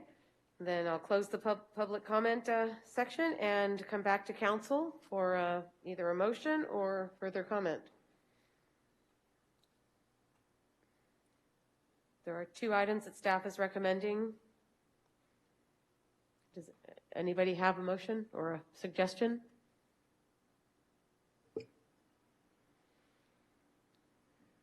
Okay. I'll motion, I'll motion that we approve staff recommendations A and B to adopt both resolutions for the objective design standards. Second. Okay, so that motion was made by Councilmember Armendariz and seconded by Councilmember Bracco. Councilmember Armendariz? Yes. Councilmember Bracco? Yes. Councilmember Hilton is absent. Councilmember Liro Munoz? Yes. Councilmember Marks? Yes. Councilmember Tovar? Yes. And Mayor Blankley. Yes. All right, that passed unanimously with 1 absent. The record should reflect that that is a roll call vote on each separate resolution then. Okay. Thank you. All right, item 3, first quarter update on the city's departmental and legislative work plan. Jimmy's going to be giving this one.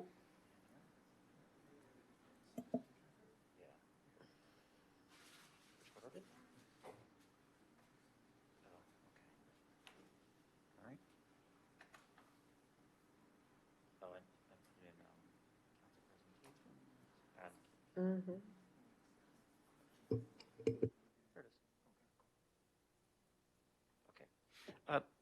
Thank you, Mayor, members of the City Council. As we are finishing up our year of activities, where there have been many, we asked staff to submit a few of the items that we accomplished. One thing that we are not very good at is acknowledging the work that we got done, the things that we did really well. And so we're going to spend a little bit of time as we finish out our council meeting tonight talking to you about the things we got accomplished in the first quarter. And so I will start this. And okay, so this is we are in the first quarter of the 2-year budget cycle, so we have 7 more quarters to go of this cycle. So we're still at the beginning, but I wanted to just give you a highlight of things that have been done. And so the budget adoption included 2 parts, which was the legislative agenda and also the department work plans. And with that work plan was a 2-year work plan. The first quarterly report is in your packet and has more detail, but we'll just do some highlights here. And so for administration, there was significant discussion about hiring a grants manager.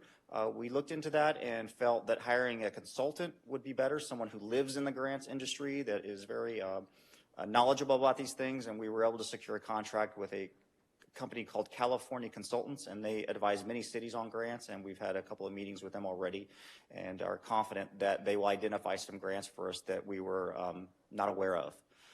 The Unhoused Ad Hoc Committee completed their work, and that has been handed over to staff. Council created the Gourmet Alley Ad Hoc Committee just recently, and the city was able to finally, after several years, hire economic development analyst. That's Corinne Decker. If you've met her, you know who she is, and she's out there already working.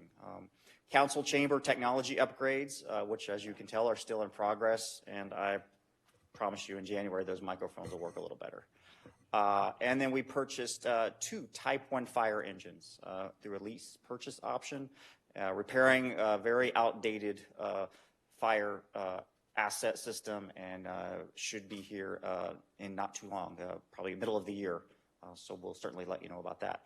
The enterprise resource planning system went live in this last quarter. And then a very important upgrade that council approved was the fire station alert package that has been installed in all 3 fire stations, essentially moving our fire station alert systems into the 2020s.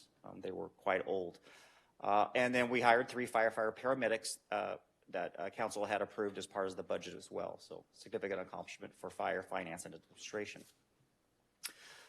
6 successful deployments of public safety drone program this year, and if you've seen the drones when they are deployed, they increase safety exponentially for our firefighters. It's one thing to have a robot out there that we're not too worried about. It's much safer than having a human being. The other thing that we recently accomplished was we obtained and placed nasal Narcan medication for emergency opioid overdose treatment. That is in all of our fire stations and will soon be coming to City Hall and city facilities as we look to increase our ability to assist in those issues. Yes? Do they carry it on them? Yes. Or in their patrol vehicle. And then we had a 81-day major wildfire deployment through one of our strike teams during the summer when the state needed us most. Gilroy was there to assist.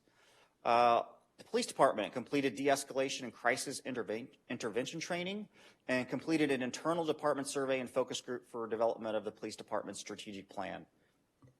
Public Works completed the sewer system management plan, implemented CityWorks, and provided training to crews. And CityWorks is the application-based ability for the city to monitor request and its assets. So if somebody says, I have a pothole here, they can electronically put it in. It goes through our system, flows to the crews who are aware of where that work is needed. That went live as well. Public Works applied for and received funding for the City Hall backup generator project. That'll be coming to you in January for an award. This building does not have an adequate backup generator. Completed 30 steel water service line replacements. Completed the fiscal year 21 citywide pavement maintenance project. And then council adopted the 5-year street repair program. Recreation, the most recent 2022 winter spring activity guide was the first the city published in both English and Spanish. So a big accomplishment there. Okay, so things that you should expect in the next quarter, some of the big items that we'll be bringing back to you is the San Ysidro Family Resource Center agreement with the county. That is almost finished. And then we will be looking to restart the city's aquatics program. So we will be bringing back some items for council to consider as well. The sidewalk assessment implementation plan, and as part of the city administrator's report, I'll talk to you about where that is a little bit. But that actual plan that addresses the 200 miles or so of the city sidewalks that in some places are in really bad shape will be presented to council. And then the police department will implement the STOP data collection plan, which is the racial identity and profiling plan that they are implementing. That is our summary of accomplishments in the first quarter. As I stated, your packet has much more detail, about 6 pages. So if you have any questions or anything, please be happy to take those. And if not, Happy New Year. Thank you, Jimmy. All right, questions of council, and I see Councilmember Marks on the board. Under fire, explain to me, okay, it looks like we're getting quotes on a remodel of the teak building, and then we're going to get quotes on the temporary fire station. I thought we weren't doing teak. The teak building is only getting quotes for what we consider significant investment into the building that will be suitable for when it's not being used as a fire station. So it's very outdated. It doesn't have a lot of the things that you need to continue activities in there. So it'll be a very, very minimal investment. In fact, it won't even reach the level to where council will approve, most likely. Oh, all right. It'll be a very small amount. All right, thank you. All right, any other questions, or I'm going to go to public comment? All right, do we have any public comment? No public comment, Madam Mayor. Okay, no public comment. This is just received report. There is really no action, so moving on. Thank you. Okay, city administrator's report, item 10. I don't know what you guys have on your agenda, but for me it's item 10.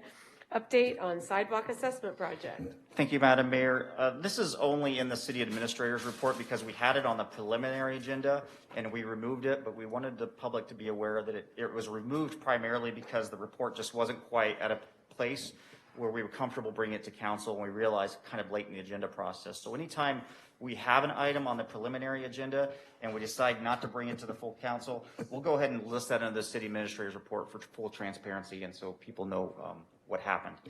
The second city administrator report is from Police Chief Pedro Espinosa, who's going to give you just a quick update on some of the illegal activities in our encampments and along our creeks and streams, and most notably drug activity, and to be able to answer any questions that you may have about their ability and their enforcement actions. So with that, I'll turn that over to the chief. Thank you.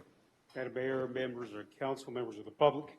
I'll start off by catching you up on the current prosecutorial practices, and I apologize for anyone that this may be old news. Just bring you up to speed on what's currently going on here at the county level and the state level. And so prior to November 2015, anyone who was charged with the simple possession of controlled substance as prescribed by the Health and Safety Code, Schedule 1 through 5, was charged with a felony. And so with the passing of Proposition 47, some of these simple possessions became misdemeanors. And so at the county level, prior to the shutdown, and really in a pivotal practice, the district attorney's office took the approach of public health as opposed to public safety, and opted not to prosecute on a single possession charge. So now, in order for someone to receive a misdemeanor charge, you have to have 3 arrests in a consecutive 12-month period. And so there is wiggle room for community nuisance or public safety concerns where a single misdemeanor possession can be charged. A perfect example of that is a couple with a young infant gets arrested for DUI, and as a the search incident to the arrest, some sort of controlled substance is located. In the back seat, they have a child in a car seat. And so even though that's a first arrest for a misdemeanor, they could decide to prosecute them. And so in essence, when we come across during the course of our work hour or shift, and we locate a controlled substance, a promissory note or promissory appeal before magistrate is issued, and some, depending if there's any other charges that are stacked, if it's a simple possession, then they're released on scene. They're not physically taken into custody.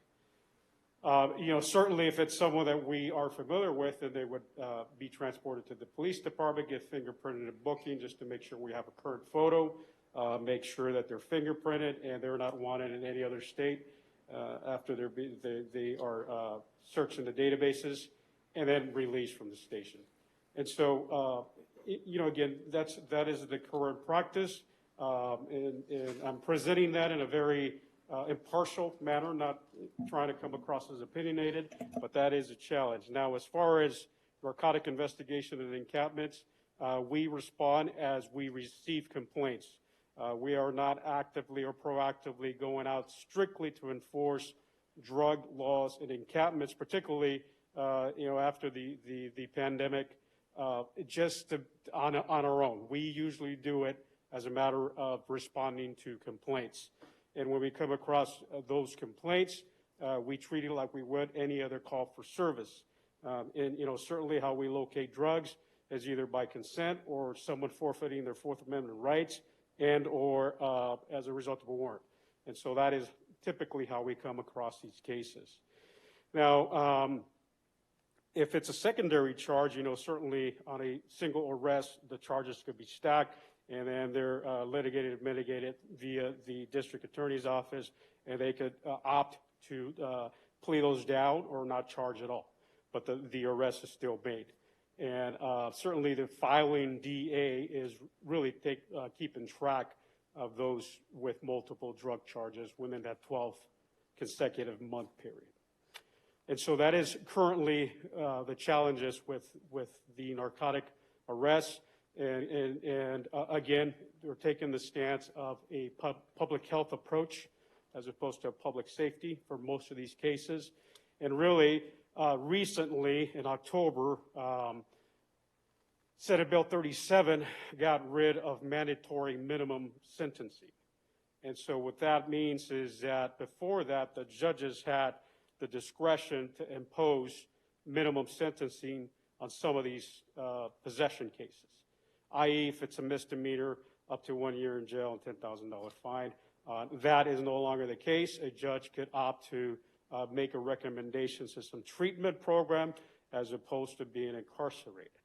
And really the change at the county level happened because of the over-impacted dockets and jail cells. And that's understandable.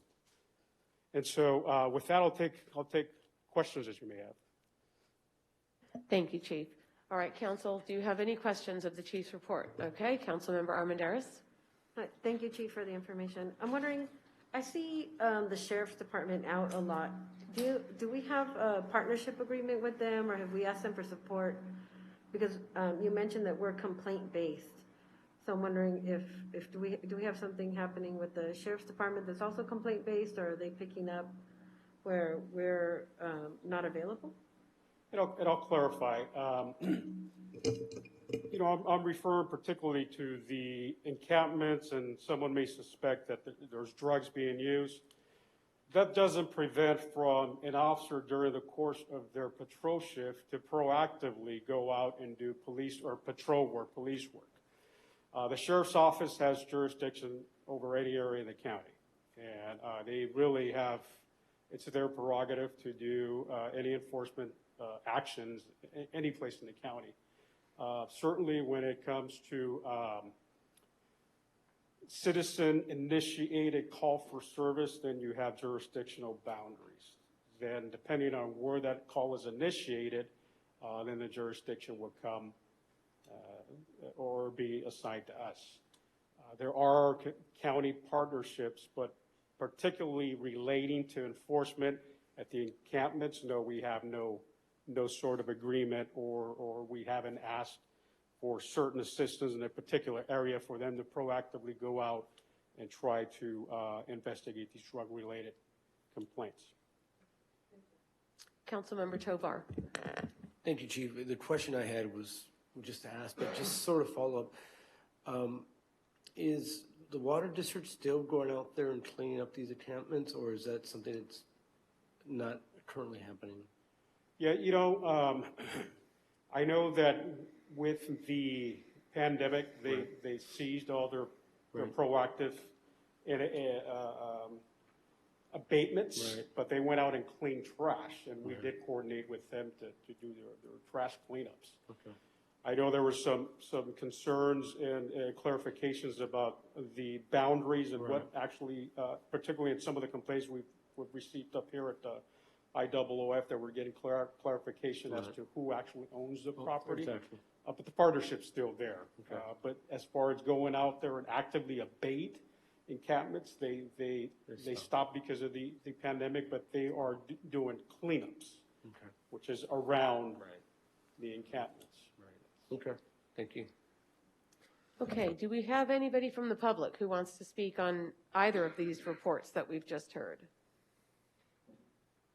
Yes, Madam Mayor, we have one public comment, and it's from Vanessa Ashford. Okay.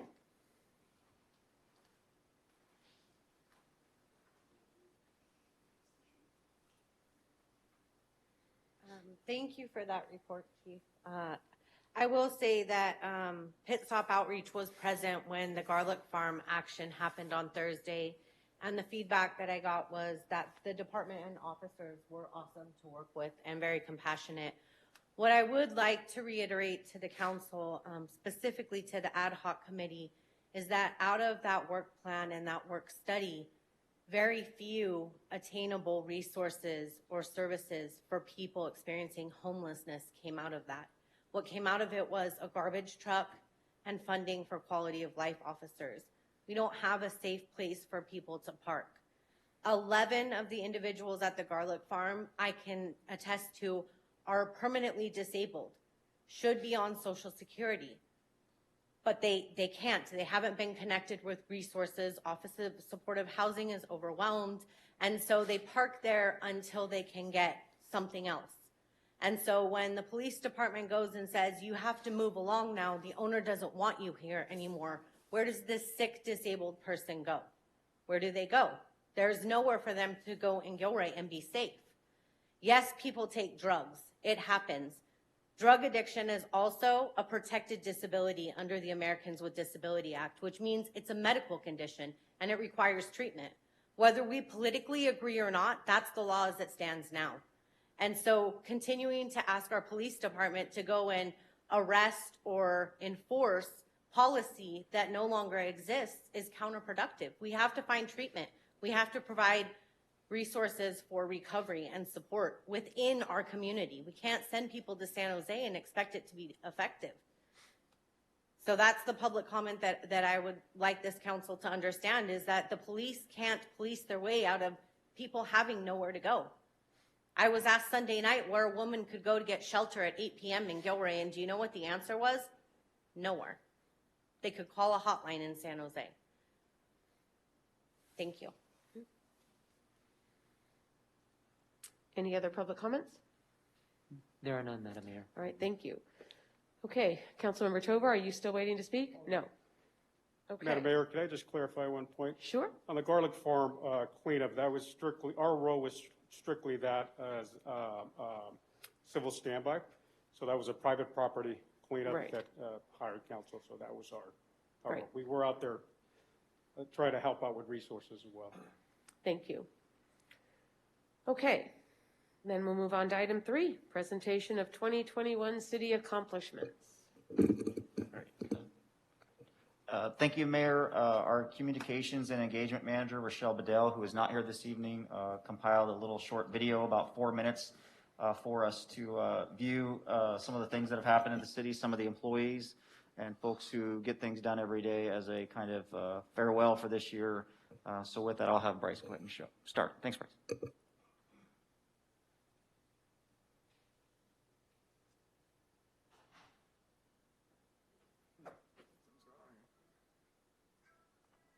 Oh, sorry. With the audio?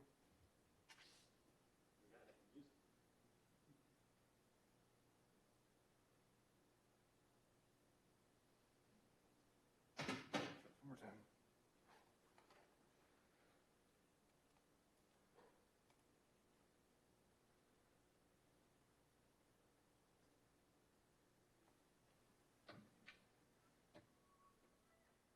One second, sorry.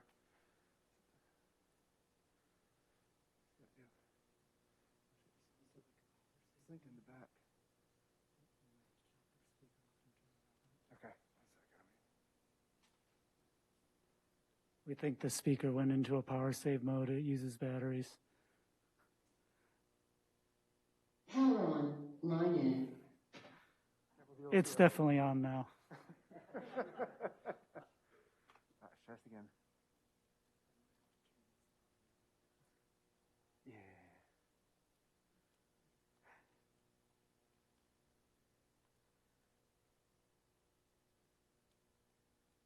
Still doing it. It's playing right here. Oh, okay, pause this again. Okay. Sorry, a little technical difficulty real quick. I see it doesn't make any sense. It worked before just fine. Yeah. We even tested this afternoon. Down to it, I guess.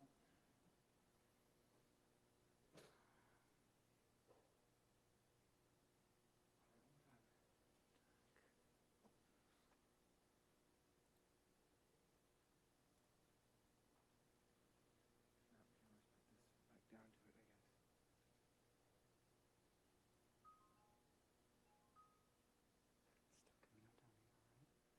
Can you just attach this and I'll just hold it to it?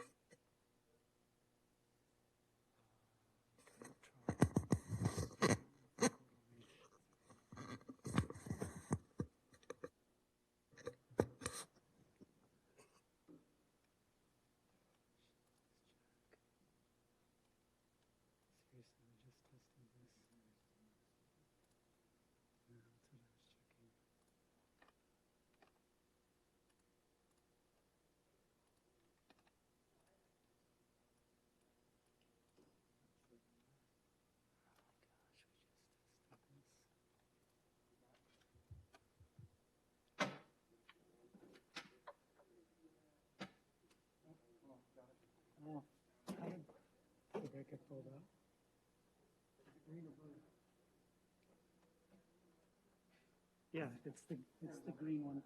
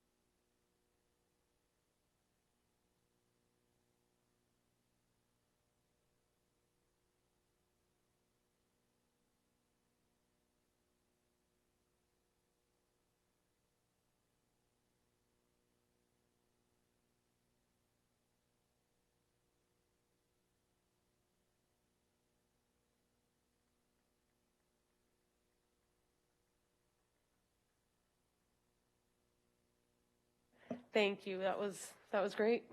Thanks for all your work putting that together. Okay, city attorney's report. You have one? No, I think I shot my wad on SB9. Yeah. Okay.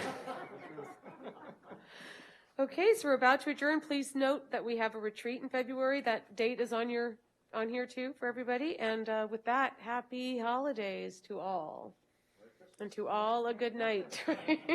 Thank you all. We'll see you all in the new year.